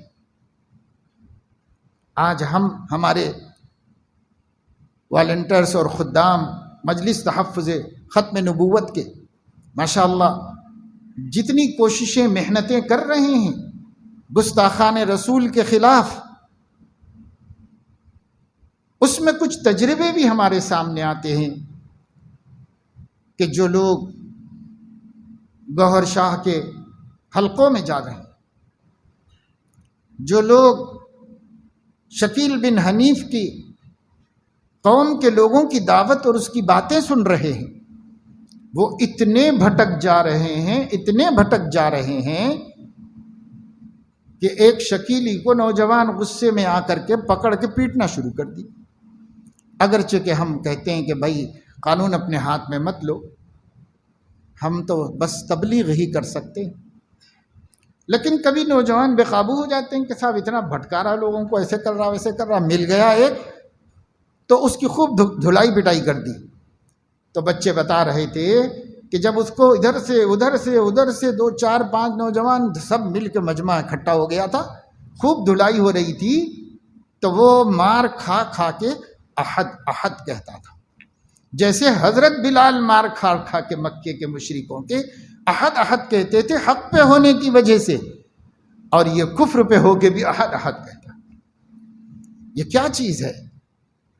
ان یأتیکم العذاب بغتۃ وانتم لا تشعرون، اللہ دل ہی کو پھیر دے گا، اب وہ دل حق کی طرف نہیں آئے گا، اب وہ دل ہدایت کی طرف نہیں آئے گا، کیونکہ اللہ نے مہر لگا دی۔ ختم اللہ علی قلوبہم وعلی سمعہم وعلی ابصارہم غشاوہ، اللہ مہر لگا دیتا ہے، بعض مرتبہ گمراہی پہ مہر لگا دیتا ہے، اب وہ واپس نہیں آنے کے لیے تیار ہے، حالانکہ قرآن سامنے ہے، حدیث موجود ہے، حق موجود ہے، لیکن وہ حق کو باطل اور باطل کو حق کہنے کے عذاب میں مبتلا کر دیے۔ اس لیے میرے عزیزوں، دوستوں، بہنوں، بیٹیوں، اللہ سے ڈرو، اس وقت کے آنے کا انتظار مت کرو جب اللہ حفاظت کا ہاتھ اٹھا لے گا اور کہے گا کہ کس وادی میں جا کے ہلاک ہوتا ہے، ہو جا میرے بندے، مجھے تیری کوئی ضرورت نہیں۔ جب اللہ استغنا دکھائے گا، جب اللہ اپنے بے نیاز ہونے کو دکھائے، وہ دن مت آنے دو، مت آنے دو، مت آنے دو۔ اللہ خود فرما رہا ہے، خیر خواہی کر رہا ہے، من قبل ان یأتیکم العذاب بغتۃ وَأَنْتُمْ لَا تَشْعُرُونَ، اور تب کہو گے قیامت میں جب اپنا انجام دیکھو گے کہ ہدایت پہ تھے، نہ ہوتے تو ایک بات ہے، ہدایت پہ تھے پھر گمراہ ہوئے، اب قیامت میں جو غم ہوگا وہ کافروں سے بھی زیادہ مرتدین کو ہوگا، اور سزا بھی کفار و مشرکین سے زیادہ مرتد ہونے والوں کو دی جائے گی، جنہیں ہدایت ملنے کے بعد گمراہی کی طرف گئے ان کو ملے گی۔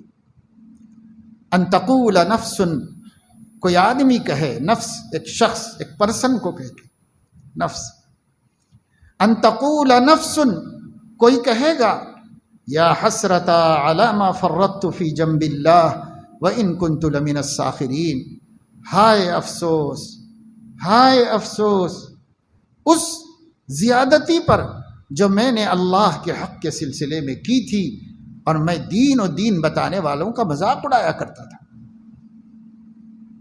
او تقولا، یا کوئی پرسن کہے، کوئی شخص کہے لو ان اللہ ہدانی لکنت من المتقین، کاش اللہ مجھے سیدھا رستہ دکھاتا تو میں بھی پرہیزگار بندوں میں شامل ہو جاتا۔ او تقولا، اور کوئی شخص کہے حین تروا العذاب، جب وہ عذاب کو اپنے سامنے موجود پائے، جہنم میں اپنا ٹھکانہ دیکھ لے، تب وہ یوں کہنے لگے لو ان لی کرۃ فاکون من المحسنین، کاش کہ مجھے ایک مہلت اور دی جاتی تاکہ میں نیکوکار بن کر اللہ کے سامنے آ جاتا۔ جواب ملے گا بلا قد جاءتک آیاتی فکذبت بها واستکبرت وکنت من الکافرین، ابھی ایک اور چانس تو نہیں دیا جائے گا، مگر جو چانس دیا گیا تھا اس میں تمہارے ساتھ خیر خواہی کی گئی تھی، نبی رہنے تک نبی کر رہے تھے، ان کے بعد صحابہ کر رہے تھے، ان کے بعد تابعین کر رہے تھے، ان کے بعد محدثین فقہاء علماء امت کر رہے تھے، دعات اسلام کر رہے تھے، سب کر رہے تھے۔ بلا قد جاءتک آیاتی، تیرے سامنے میری قرآن پڑھی جاتی تھی، تیرے سامنے میری نبی کی حدیثیں رکھی جاتی تھیں، فکذبت بها، تو نے اس کو جھٹلایا، واستکبرت، تو نے غرور دکھایا اور تکبر ظاہر کیا، وکنت من الکافرین، اور جھٹلانے والوں میں سے ہو گیا۔ بس اب کیا ہے، اب کچھ نہیں ہونے والا ہے میرے دوستوں، میرے عزیزوں، میرے پیارے بچوں بچیوں، ابھی ہم زندہ ہیں، ابھی ہم اسی ایک مہلت کے اندر ہیں جس کے بعد کوئی مہلت نہیں، اس سے فائدہ اٹھا لو، ارادہ کر لو، آج کی پہلی طاق رات میں ہو سکتا یہی شب قدر ہو، اللہ سے وعدہ کر لو، اللہ سے ارادہ کر لو، اللہ پاک جتنے بھی ہم ادھر ادھر بہکے بھٹکے جو کچھ کیا پچھلے میں گزر گیا، پاسٹ از پاسٹ، معاف کر دیجیے بس، اب ہم اس کو درست نہیں کر سکتے جو پیچھے چلا گیا، گزری زندگی میرے ہاتھ میں نہیں ہے، اللہ پاک میں اس کو اچھی نہیں بنا سکتا۔ ہم نے ایک برتن اٹھا کے پھینک دیا تھا، ایک کرتا نکال کے رکھ دیا تھا، پھر اس کی یاد آئی کہ ارے بھائی یہ تو بہت بڑھیا تھا، اس کو ہم نے کہاں ڈال دیا، تو نکالیں گے، واشنگ مشین میں ڈالیں گے، دھو لیں گے، صاف کر لیں گے، استری کر لیں گے، اس کے بعد ہم اس کو پھر سے پہن کے خوش ہو جائیں گے۔ ہم نے کوئی چیز کہیں پھینک دی تھی، پھر نکالیں گے، میکینک کو دیں گے، درست کرا لیں گے، پھر اس گاڑی سے استفادہ شروع کر دیں گے۔ سب کچھ ہم کر سکتے ہیں دنیا کے اندر، دنیا کی نعمتوں کے سلسلے میں، لیکن میرے دوستوں، میرے عزیزوں، پیاروں، جو وقت گزر چکا ہے اس کو واپس نہیں لا سکتے، اس کو ہم اب دھو نہیں سکتے، اس کو اب ہم صاف نہیں کر سکتے، اس وقت کا دوبارہ یوز اور استعمال نہیں کر سکتے، گزر گیا گزر گیا، جو گزر گیا وہ گزر گیا، مزہ ما مزہ عربی میں کہتے ہیں، فارسی میں کہتے ہیں شدھ ہر چے شدھ، جو ہو گیا سو ہو گیا، اب اس کا ہمارے ہاتھ میں کچھ بھی نہیں، سب پیچھے چلا گیا۔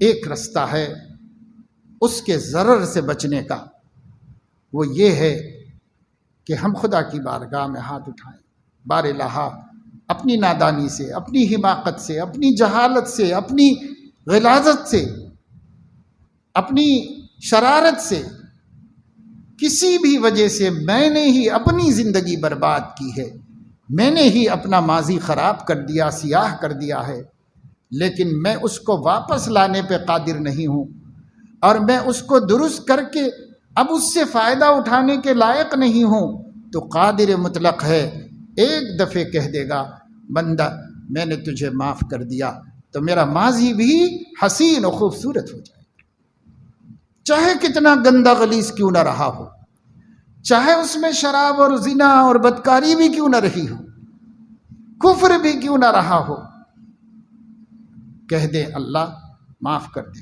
اللہ فرمائے بندے میں نے معاف کر دیا، ختم، اب اس کو چھوڑ دو، اسے چھوڑو، آگے دیکھو یہاں سے مجھے اب کیا کرنا چاہیے، یہ چانس اللہ نے دیا، اب مجھے کیا کرنا چاہیے۔ صحیح بخاری میں ہے کہ ایک آدمی ظالم تھا، لوگوں کو لڑائی جھگڑا ہوتے قتل کر دیتا تھا، اس سے کچھ بحث اس کو قتل کر دیا، اس کو قتل کر دیا، اپنی دادا گیری، جیسے پہلوان لوگ آج کل اپنے اپنے ظلم چلاتے رہتے، جس کو چاہا ختم کر دیا، ایسے قتل کرتا رہتا تھا، کرتا رہتا تھا، 99 قتل کر دیے، 99 لوگوں کو مار چکا اپنی زندگی، ایک مومن کو قتل کرنا ہمیشہ کی جہنم کی وعید سنائی گئی۔ وَمَنْ قَتَلَ مُؤْمِنًا مُتَعَمِّدًا فَجَزَاؤُهُ جَهَنَّمُ خَالِدًا فِيهَا وَغَضِبَ اللَّهُ عَلَيْهِ وَرَسُولُهُ، سب کا غصہ اس پر ہے، اور 99 کا قاتل اللہ کی نظر میں کتنا مبغوض ہوگا، کتنا مغضوب ہوگا، اللہ کا غضب، اللہ کا بغض، 99 آدمیوں کا، اس کے بندوں کا قاتل، اس کا بندہ کافر بھی ہے تو ہم اس کی جان کے مالک نہیں، الا بحق الاسلام، ہر کوئی کسی کی جان کا مالک نہیں، ہر کوئی کسی کے مال کا مالک نہیں، ہر کوئی کسی کی عزت کا مالک نہیں، 3 چیزیں ہر پیدا ہونے والے کا پیدائشی حق ہے، فنڈامنٹل رائٹ ہے، جس کو دنیا کی کوئی طاقت نہیں چھین سکتی، الا بحق الاسلام، صرف اللہ کے حق میں تو ضائع کر سکتے ہیں، لیکن کسی اور کے لیے نہیں کر سکتے۔ تو اب 99 جانوں کے قاتل پر اللہ کا کتنا غصہ ہوگا، لیکن ایک دن اسے بھی خیال آیا کہ کب تک یہ گندی زندگی، کب تک یہ ظلم و جبر، کب تک یہ خدا فراموشی، ارے مرنا نہیں ہے تجھے، اللہ کے سامنے کھڑے ہونا نہیں ہے، زندگی کا حساب دینا نہیں ہے، کیا منہ دکھائے گا اپنے مالک کو، کیسے جائے گا اپنے نبی کے سامنے۔ مومن تھا، ایک دن دل میں بات آئی، اور مومن کے دل میں آتی رہتی ہے وقفے وقفے سے، ٹائم سے اللہ ڈالتے رہتا ہے، آئی ایک دن دل میں بات، بس وہ اس کی اچھی گھڑی تھی، اس نے سوچا معلوم کرنا چاہیے کہ کیا میرے جیسے پاپی کو بھی معاف کیا جائے گا، کیا میرے لیے ہے کیا کوئی راستہ، علم تو تھا نہیں بیچارے کو کچھ، تو ایک صوفی صاحب کے پاس گیا، بڑے نیک آدمی تھے، محلے میں بستی میں نیک تو تھے مگر علم نہیں تھا، معلومات نہیں تھی، بہت سے اللہ کے بندے بڑے فرمانبردار نیکوکار ہوتے ہیں مگر علم نہیں ہوتا ان کے پاس۔ اس نے جا کے کہا کہ بھائی حضرت ایسا ایسا ہوا ہے، صاف بتا رہا ہوں، 99 بندوں کا قاتل ہوں، ابھی اندر ایک روشنی آ رہی ہے، جی چاہ رہا ہے کہ میں توبہ کر لوں اور اللہ کا وفادار بندہ بن جاؤں، میرے یہ گناہ دھل جائیں، میرے یہ پاپ مٹ جائیں، کیا کوئی راستہ ہے میرے واسطے؟ تو غریب کو پتہ نہیں تھا، اتنا تو معلوم تھا کہ ایک کو قتل کرے گا تو جہنم میں چلا جائے گا، تو 99 کو قتل کر کے کیسا جنت میں جا سکتا ہے؟ انہوں نے اپنی سمجھ سے بتا دیا کہ نہیں نہیں بھائی، ایک کے بعد بھی معافی نہیں، یہ کیا ہے؟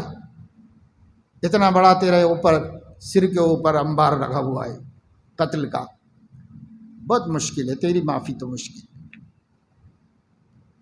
تو اس کو خیال آیا کہ جب مجھے نہیں جنت میں جانا ہے تو اس کو کیوں جانے دیا جائے، لہذا تلوار نکال کے اسے بھی قتل کر دیا اور 100 پورے کر دیے۔ سچا واقعہ ہے، نبی کا سنایا ہوا، بنی اسرائیل کا، پچھلی امتوں کا واقعہ ہے، نبی نے سنایا ہے صحابہ کو۔ اس کو بھی مار دیا اور 100 پورے کر لیے۔ پھر کسی علم والے کے پاس پہنچ گیا، کیونکہ اندر سے ایک اس کو بھوک اٹھ رہی تھی، ایک تڑپ بے چینی تھی۔ اس نے کہا کہ نہیں بھائی، اللہ تو غفور الرحیم ہے، بڑے بخشنے والے ہیں، بہت مہربان ہیں، کیے ہوں گے تینے جتنے بھی کیے، 99 کیے، 100 کر دیے، کرے تو کیا، 1000 بھی کیا ہوگا، لیکن اگر انیبوا الی ربکم واسلموا لہ پر عمل کر لے گا۔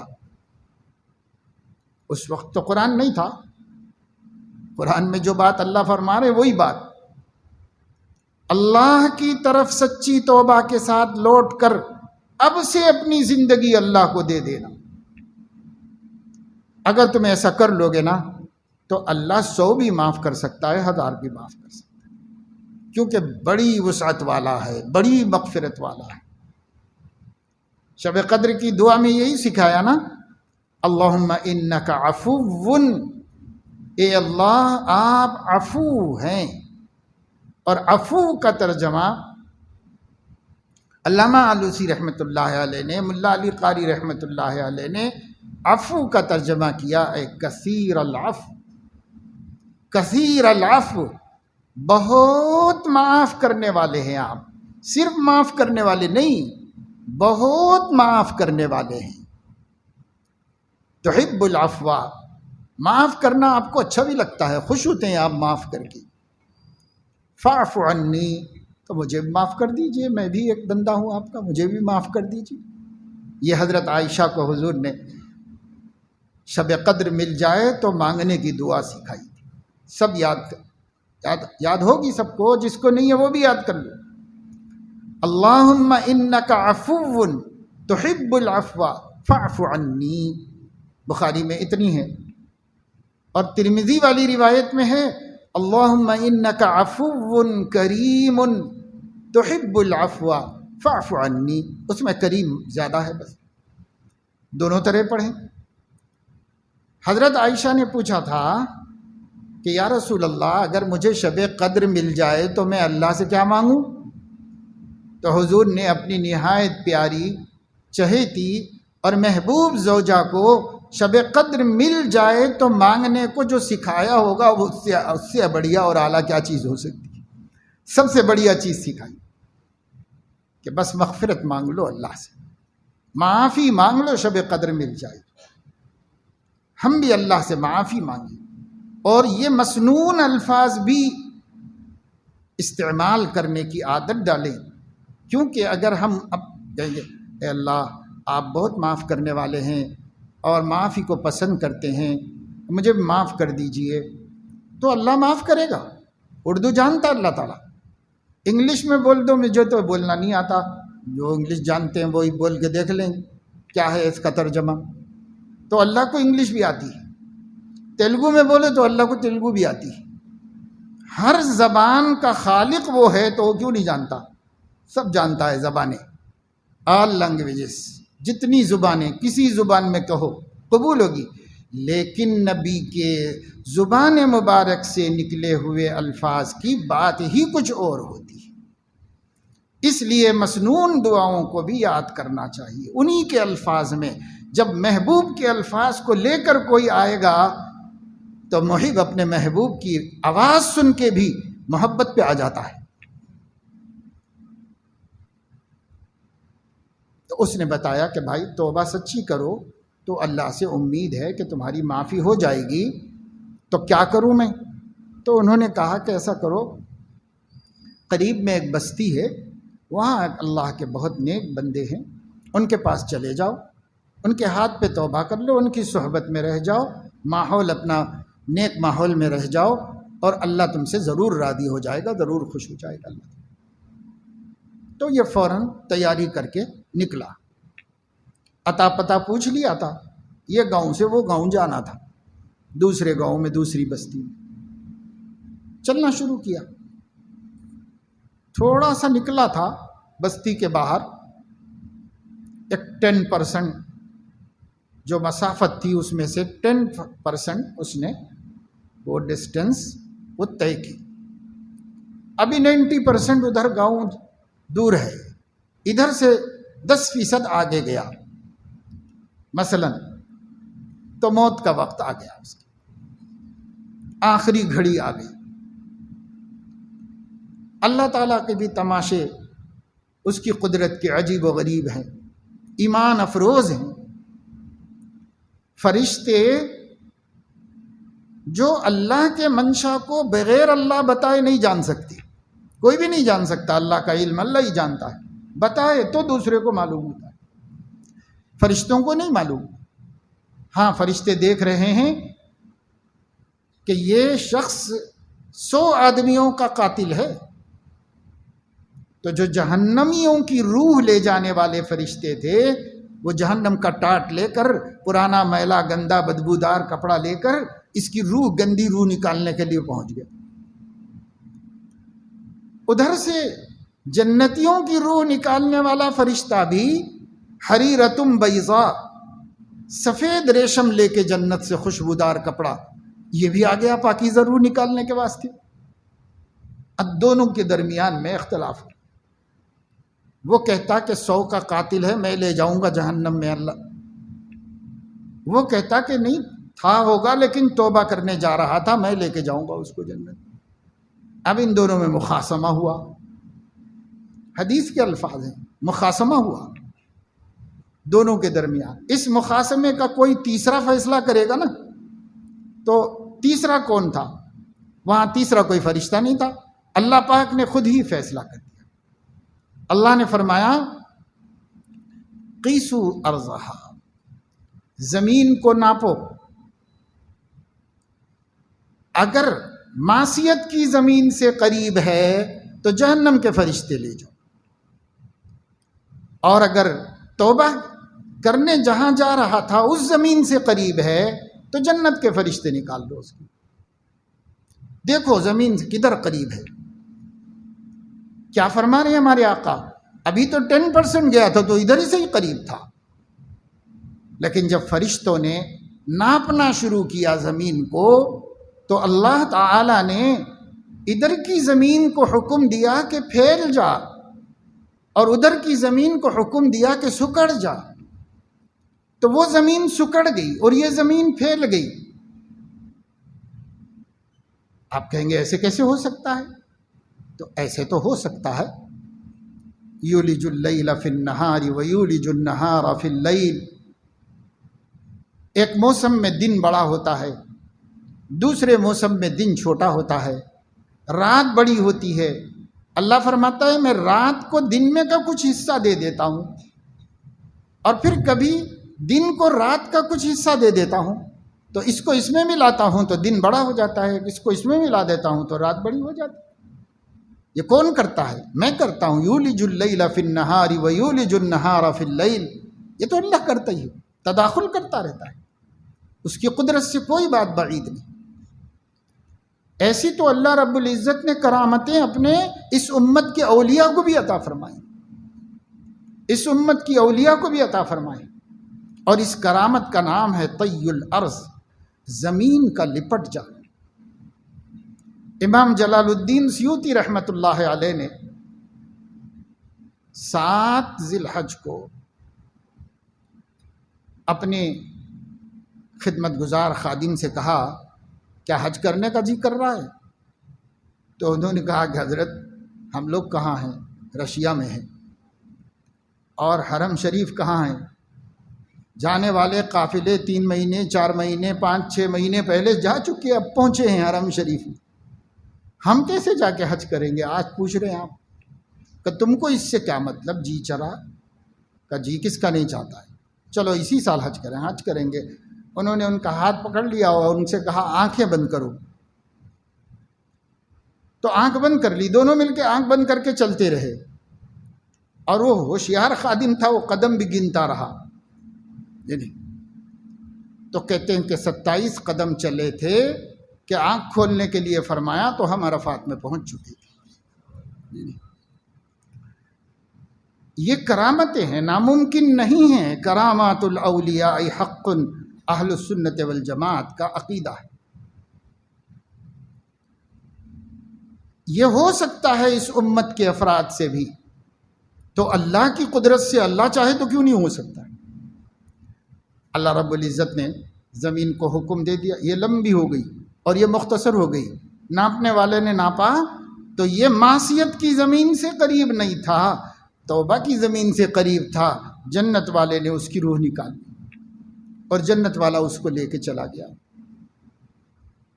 حق تعالی شانہ کے بندوں کو قبول کرنے کا یہ انداز ہے، ایسے اللہ قدر کر لیتے ہیں توبہ کرنا چاہنے والوں سے۔ اس لیے میرے عزیز و دوستو، آج ہم پہلی رات بھی ہے اعتکاف کی، اور مختلف طبقات سے یہاں لوگ جمع ہیں، سرکاری ملازمین ہیں، تجارت پیشہ لوگ ہیں، نوجوان بچے ہیں، اسٹوڈنٹس ہیں،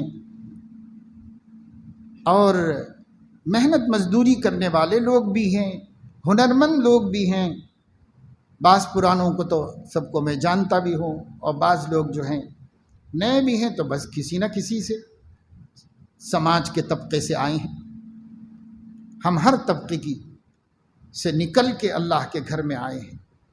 آج اعتکاف کیا، اپنی جبین نیاز اس کے قدموں میں رکھی اور اس کی بارگاہ میں جھکے، مغرب پڑھی، عشاء پڑھی، تراویح پڑھی، قرآن سنا، اللہ کا کلام، اور اس کے بعد ہم نے تھوڑی دیر اللہ کا اور اللہ کے رسول کا ذکر سنا، قرآن کا مذاکرہ ہوا۔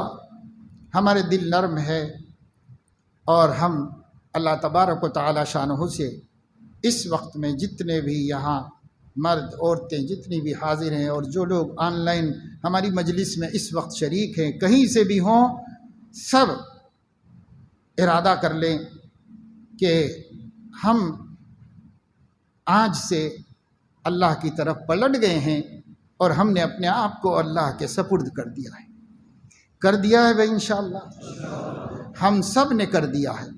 اب ہم اپنے اللہ کے ہو گئے، ہم اپنے نفس کے نہیں رہے، ہم کسی کے بھی نہیں رہے، اب ہم اپنے اللہ کے ہو گئے ہیں۔ اب جو ہمارا اللہ کہے گا وہ کریں گے۔ کیا کہہ رہا ہے ہمارا اللہ؟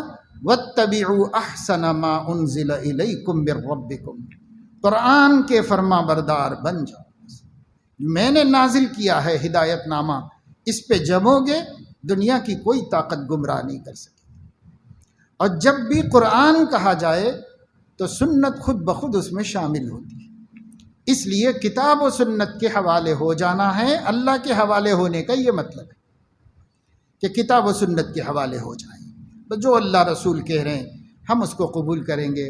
تھوڑی تکلیف ہو سکتی ہے، زمانہ ہمارا ساتھ نہیں دے گا، کبھی گھر والے ساتھ نہیں دیں گے، کبھی ماحول کا پریشر بنے گا، کبھی مشکلات پیش آئیں گی، کبھی روزی روٹی کی تنگی کا سامنا کرنا پڑے گا، کبھی دشمن سے مقابلہ کرنا پڑے گا، کوئی سا بھی ضرر ہوگا، یہ نہ سمجھو کہ ہم سپرد ہوتے ہی سب کام بن جائیں گے، نہیں۔ اللہ رب العزت فرما رہے ہیں وَلَنَبْلُوَنَّكُمْ بِشَيْءٍ مِّنَ الْخَوْفِ وَالْجُوعِ وَنَقْصٍ مِّنَ الْأَمْوَالِ وَالْأَنفُسِ وَالثَّمَرَاتِ وَبَشِّرِ الصَّابِرِينَ أَمْ حَسِبْتُمْ أَن تَدْخُلُوا الْجَنَّةَ وَلَمَّا يَأْتِكُمْ مَثَلُ الَّذِينَ خَلَوْا مِن قَبْلِكُمْ مَسَّتْهُمُ الْبَأْسَاءُ وَالضَّرَّاءُ وَزُلْزِلُوا حَتَّى يَقُولَ الرَّسُولُ وَالَّذِينَ آمَنُوا مَعَهُ مَتَىٰ نَصْرُ اللَّهِ۔ تب جا کے اللہ نے کہا الا ان نصر اللہ قریب، پھر آ ہی گئی اللہ کی مدد۔ انفرادی طور پر بھی یہی ہوتا ہے، اللہ تھوڑا آزما کر اپنی نصرت بھیج دیتے ہیں۔ اجتماعی طور پر بھی اگر پوری قوم سنبھل جائے، رجوع ہو جائے، توبہ کر لے، تو اللہ تھوڑا آزما کے پھر اپنی نصرت بھیج دیتے ہیں۔ لیکن یہ آزمانے کا ایک پیریڈ آئے گا، اس سے نہیں گھبرانا، اس کے لیے پہلے سے تیار ہو جائے۔ اس لیے فرما دیا وبشر الصابرین، صبر کرنے والوں کو خوشخبری سنا دیجئے، کام انہی کا بننے والا ہے۔ تھوڑا ہمت سے رہنا پڑے گا اور اپنے عہد پہ قائم رہنا، اپنے پیروں کو ڈگمگانے نہیں دینا، یہاں سے نکل کے جانے کے بعد یاروں دوستوں کے ورغلانے میں نہ آنا، کوئی گرل فرینڈ ہو، کوئی بوائے فرینڈ ہو تو اس کے چکر میں نہ پڑنا۔ اللہ میرا محبوب ہے، بس میں اب اللہ کا ہو گیا ہوں، مجھے کوئی نہیں چاہیے، اللہ چاہیے مجھے، اللہ چاہیے، اللہ چاہیے۔ تو پھر دیکھو تھوڑا اللہ آزما کر دنیا آخرت کی خوشیوں سے ہماری جوہلی بھر دے گا۔ اللہ پاک دنیا آخرت میں ایسی زندگی لذیذ، لطیف، نفیس اور پاک باز عطا فرما دے گا کہ ہم کہیں گے کہ کاش یہ بات پہلے ہی سمجھ میں آ گئی ہوتی، اتنی زندگی کیوں خراب کی ہم نے۔ تب کہیں گے جب اللہ دے گا، ہمت کریں گے بھائی انشاءاللہ۔ درود شریف پڑھ لو۔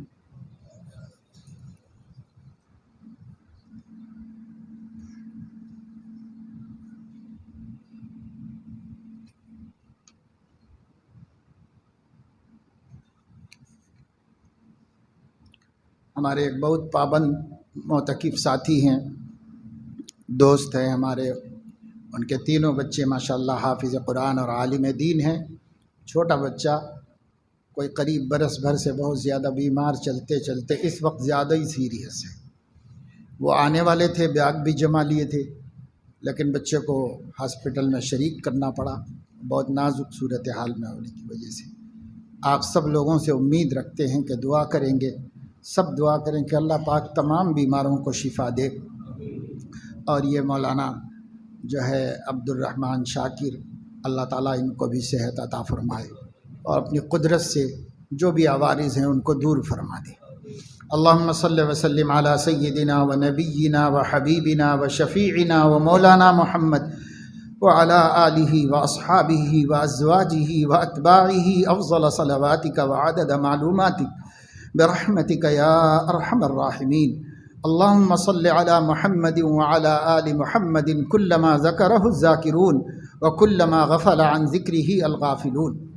اللہم صل علی محمد وعلی آل محمد بعدد من صلی علیہ وبعدد من لم يصل علیہ۔ اللہم صل علی محمد وعلی آل محمد کما صلیت علی ابراہیم وعلی آل ابراہیم انک حمید مجید۔ اللہم بارک علی محمد وعلی آل محمد کما بارکت علی ابراہیم وعلی آل ابراہیم فی العالمین انک حمید مجید۔ اللہم وترحم وتحنن وسلم علی محمد وعلی آل محمد کما ترحمت وتحننت وسلمت علی ابراہیم وعلی آل ابراہیم انک حمید مجید۔ ربنا آتنا فی الدنیا حسنہ وفی الآخرۃ حسنہ وقنا عذاب النار۔ ربنا لا تزغ قلوبنا بعد إذ هديتنا وهب لنا من لدنك رحمة إنك أنت الوهاب۔ ربنا لا تزغ قلوبنا بعد إذ هديتنا وهب لنا من لدنك رحمة إنك أنت الوهاب۔ اللهم أرنا الحق حقا وارزقنا اتباعه وأرنا الباطل باطلا وارزقنا اجتنابه۔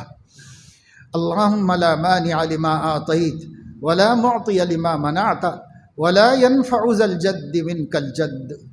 اللهم اكفنا بحلالك عن حرامك وأغننا بفضلك عمن سواك۔ اللهم اجعلنا من الذين يستمعون القول فيتبعون أحسنه۔ اللهم حبب إلينا الإيمان وزينه في قلوبنا وكره إلينا الكفر والفسوق والعصيان۔ اللهم اجعلنا من الراشدين، اللهم اجعلنا من التوابين واجعلنا من المتطهرين واجعلنا من عبادك الصالحين۔ اللهم إنا نسألك الهدى والتقى والعفاف والغنى۔ اللهم إنا نسألك العفو والعافية والمعافاة والفوز الدائم في الدنيا والآخرة. اللهم إنا نسألك تمام الوضوء وتمام الصلاة وتمام رضوانك وتمام مغفرتك. اللهم إنا نسألك علما نافعا وعملا صالحا متقبلا ورزقا طيبا واسعا وشفاء من كل داء. اللهم إنا نسألك رضاك وجنتك ونعوذ بك من غضبك والنار. اللهم إنا نعوذ بك من الهم والحزن ونعوذ بك من العجز والكسل ونعوذ بك من الجبن والبخل ونعوذ بك من غلبة الدين وقهر الرجال. اللهم إنا نعوذ بك من علم لا ينفع ومن قلب لا يخشع ومن نفس لا تشبع ومن عين لا تدمع ومن دعوة لا يستجاب لها. اللهم إنا نعوذ بك من عذاب القبر ومن فتنة القبر ومن فتنة المسيح الدجال ومن فتنة المحيا والممات برحمتك يا أرحم الراحمين. ربنا ولا تحمل علينا إصرا كما حملته على الذين من قبلنا. ربنا ولا تحملنا ما لا طاقة لنا به واعف عنا واغفر لنا وارحمنا أنت مولانا فانصرنا على القوم الكافرين. رب اجعلني مقيم الصلاة ومن ذريتي ربنا وتقبل دعاء. ربنا اغفر لي ولوالدي وللمؤمنين يوم يقوم الحساب. اللهم إنك عفو كريم تحب العفو فاعف عنا يا كريم. اللهم إنك عفو كريم تحب العفو فاعف عنا يا كريم. اللهم إنك عفو كريم تحب العفو فاعف عنا یا کریم برحمتک یا ارحم الراحمین۔ اے اللہ اپنے کرم سے ہمارے گناہوں کو معاف فرما، ہماری خطاؤں لغزشوں کو درگزر فرما۔ اے اللہ ہماری گزری ہوئی سیاہ اور گندی اور اجڑی اور ناپسندیدہ زندگی کو آپ اپنے کرم سے معاف فرمائیں۔ اے مولا کریم اپنے رحم کا، اپنے کرم کا، اپنی مغفرت کا اور اپنی عنایت کا پانی برسا کر ہماری پچھلی زندگی کو پاک صاف فرما دیجئے۔ اے اللہ ہمارے پاس کوئی ایسا ذریعہ نہیں کہ ہم اپنے گزرے وقتوں کو پاک کر سکیں۔ اے اللہ آپ بڑی قدرت والے ہیں، آپ کی شان عفو سے اور آپ کی شان مغفرت سے بڑے بڑے گمراہ لوگوں کی زندگیاں اور بڑے بڑے پاپیوں اور گندے لوگوں کی ماضی کو آپ نے پاک صاف کر دیا۔ اے اللہ ہمارے بھی ماضی کو پاک کر دیجئے اور ہمارے مستقبل کو بہتر بنا دیجئے۔ اے اللہ حیات طیبہ نصیب فرمائیے۔ اے اللہ پاکیزہ سوچ، پاکیزہ فکر، پاکیزہ جذبات، پاکیزہ خیالات، پاکیزہ اقوال، پاکیزہ اعمال اور پاکیزہ اوقات نصیب فرمائیے۔ اے اللہ ہر طرح کی گندگیوں سے ہماری حفاظت فرمائیے۔ اے اللہ سر سے لے کے پیر تک انگ انگ آپ کی نافرمانی میں مبتلا ہے۔ مولا کریم آپ رحمان ہیں، رحیم ہیں، غفار ہیں، ستار ہیں، آپ ہی ہیں جو اپنے بندوں کو برداشت فرما رہے ہیں۔ مولا آپ اپنے کرم سے معاف بھی فرما سکتے ہیں۔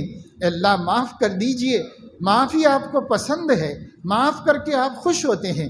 اے مولا ہمیں بھی معاف کر دیجئے، ہمارے ہر چھوٹے بڑے گناہ کو اپنے شان کرم سے درگزر فرما دیجئے۔ اللہ معاف فرما دیجئے، اے اللہ معاف فرما دیجئے۔ اے اللہ ہمارے ہر چھوٹے بڑے گناہ کو معاف فرما دیجئے۔ اللہ ہم آپ کے سامنے اپنی گناہوں کو پیش بھی نہیں کر سکتے، لیکن اے اللہ آپ سب جانتے ہیں، علیم و خبیر ہیں، علیم بذات الصدور ہیں، چوریاں آنکھوں کی اور دل کے راز سب کو تو جانتا ہے۔ اے بے نیاز تو سب جان کے رکھا ہوا ہے۔ اے مولا ہم تجھ سے کیا چھپائیں اور کیا بتائیں، مولا سب تو جانتا ہے، سب معاف فرما دے۔ اللہ جو ظاہر ہے اسے بھی معاف کر دے، جو باطن ہے اسے بھی معاف کر دے، جو ہم نے دن کے اجالوں میں کیا وہ بھی معاف کر دے، اور جو رات کے اندھیروں میں کیا وہ بھی معاف کر دے۔ مولا لوگوں کے سامنے جو ہم نے نافرمانی کی اسے بھی معاف فرما دے، تنہائیوں میں، خلوتوں میں اور اپنے حجروں کمروں کو بند کر کے جو ہم نے نافرمانیاں کی مولا اسے بھی معاف فرما دے۔ تو کریم ہے، تجھ سے کیا چھپایا جائے اور کیسے چھپ سکتا ہے۔ اللہ اب صرف ماننے میں ہماری عافیت ہے، ہم مانتے ہیں، اقرار کرتے ہیں، اقراری مجرم ہیں، اللہ اقراری مجرموں پہ رحم کیا جاتا ہے۔ اللہ ہم اقراری مجرم ہیں، رحم کر دیجئے، کرم کر دیجئے، معاف فرما دیجئے، معاف فرما دیجئے، معاف فرما دیجئے۔ اللہ یہ پہلی رات ہے ہم اعتکاف کی، اور یہ پہلی طاق رات ہے، یہ عشرہ اخیرہ اور جہنم سے نجات کی آخری رات ہے، پہلی رات ہے۔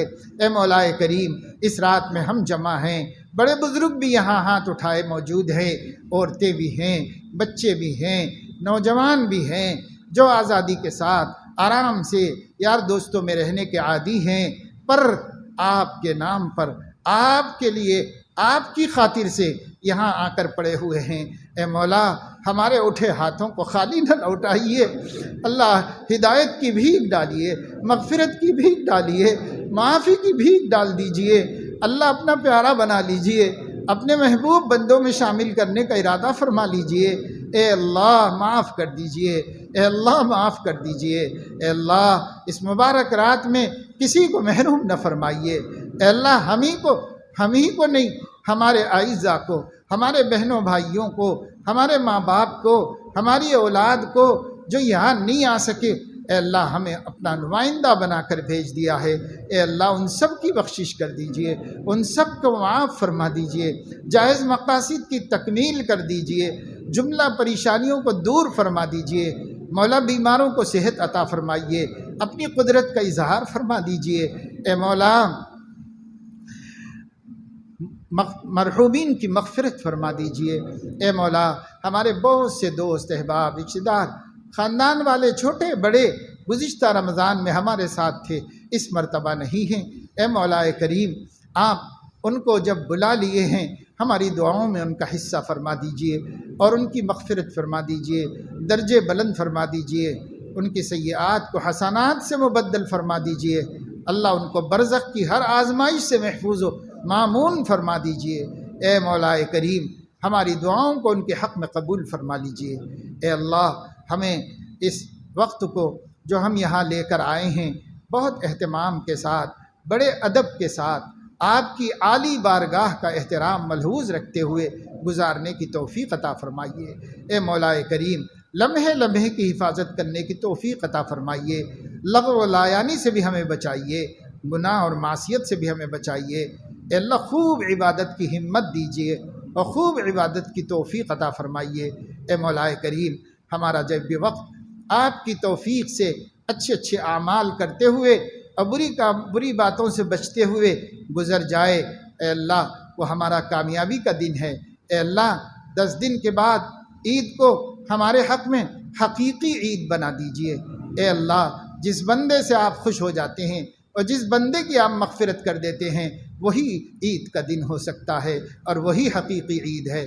اے مولا ہم سب کے حق میں عید کو عید بنا دیجئے اور ویسے کام کرنے کی اور آپ کے ساتھ رہنے کی اور آپ کے ساتھ راز و نیاز کرنے کی اور آپ سے معافی مانگتے رہنے کی اور آپ کو خوش کرنے کی ہمیں توفیق نصیب فرما دیجئے۔ اے مولا ہماری اس قیام کو قبول فرما لیجئے، ہمارے اعتکاف کو قبول فرما لیجئے، ہمارے روزوں کو قبول فرما لیجئے۔ اے اللہ ہر غرور سے استکبار سے ہماری حفاظت فرمائیے، ہماری دعاؤں کو اپنے کرم سے قبول فرما لیجئے، جو مانگا ہے وہ بھی عطا فرما دیجئے، جو نہیں مانگ سکے وہ بھی عطا فرما دیجئے۔ جن لوگوں نے ہم سے دعا کے لیے کہا ہے یا لکھا ہے یا کہنا چاہتے تھے نہیں کہہ سکے، یا ان کا ہمارے اوپر حق ہے کہ ہم ان کے لیے دعا کریں، ان سب کے جائز مقاصد کی تکمیل فرما دیجئے۔ اے اللہ ہمارے آقا سیدنا محمد الرسول اللہ صلی اللہ علیہ وسلم پر بے انتہا رحم و کرم کی بارش فرما دیجئے۔ وصلی اللہ تعالی علی خیر خلقہ سیدنا و حبیبنا محمد وعلی آلہ واہل بیتہ وصحبہ اجمعین۔ سبحان ربک رب العزت عما یصفون، سلام علی المرسلین، الحمد للہ۔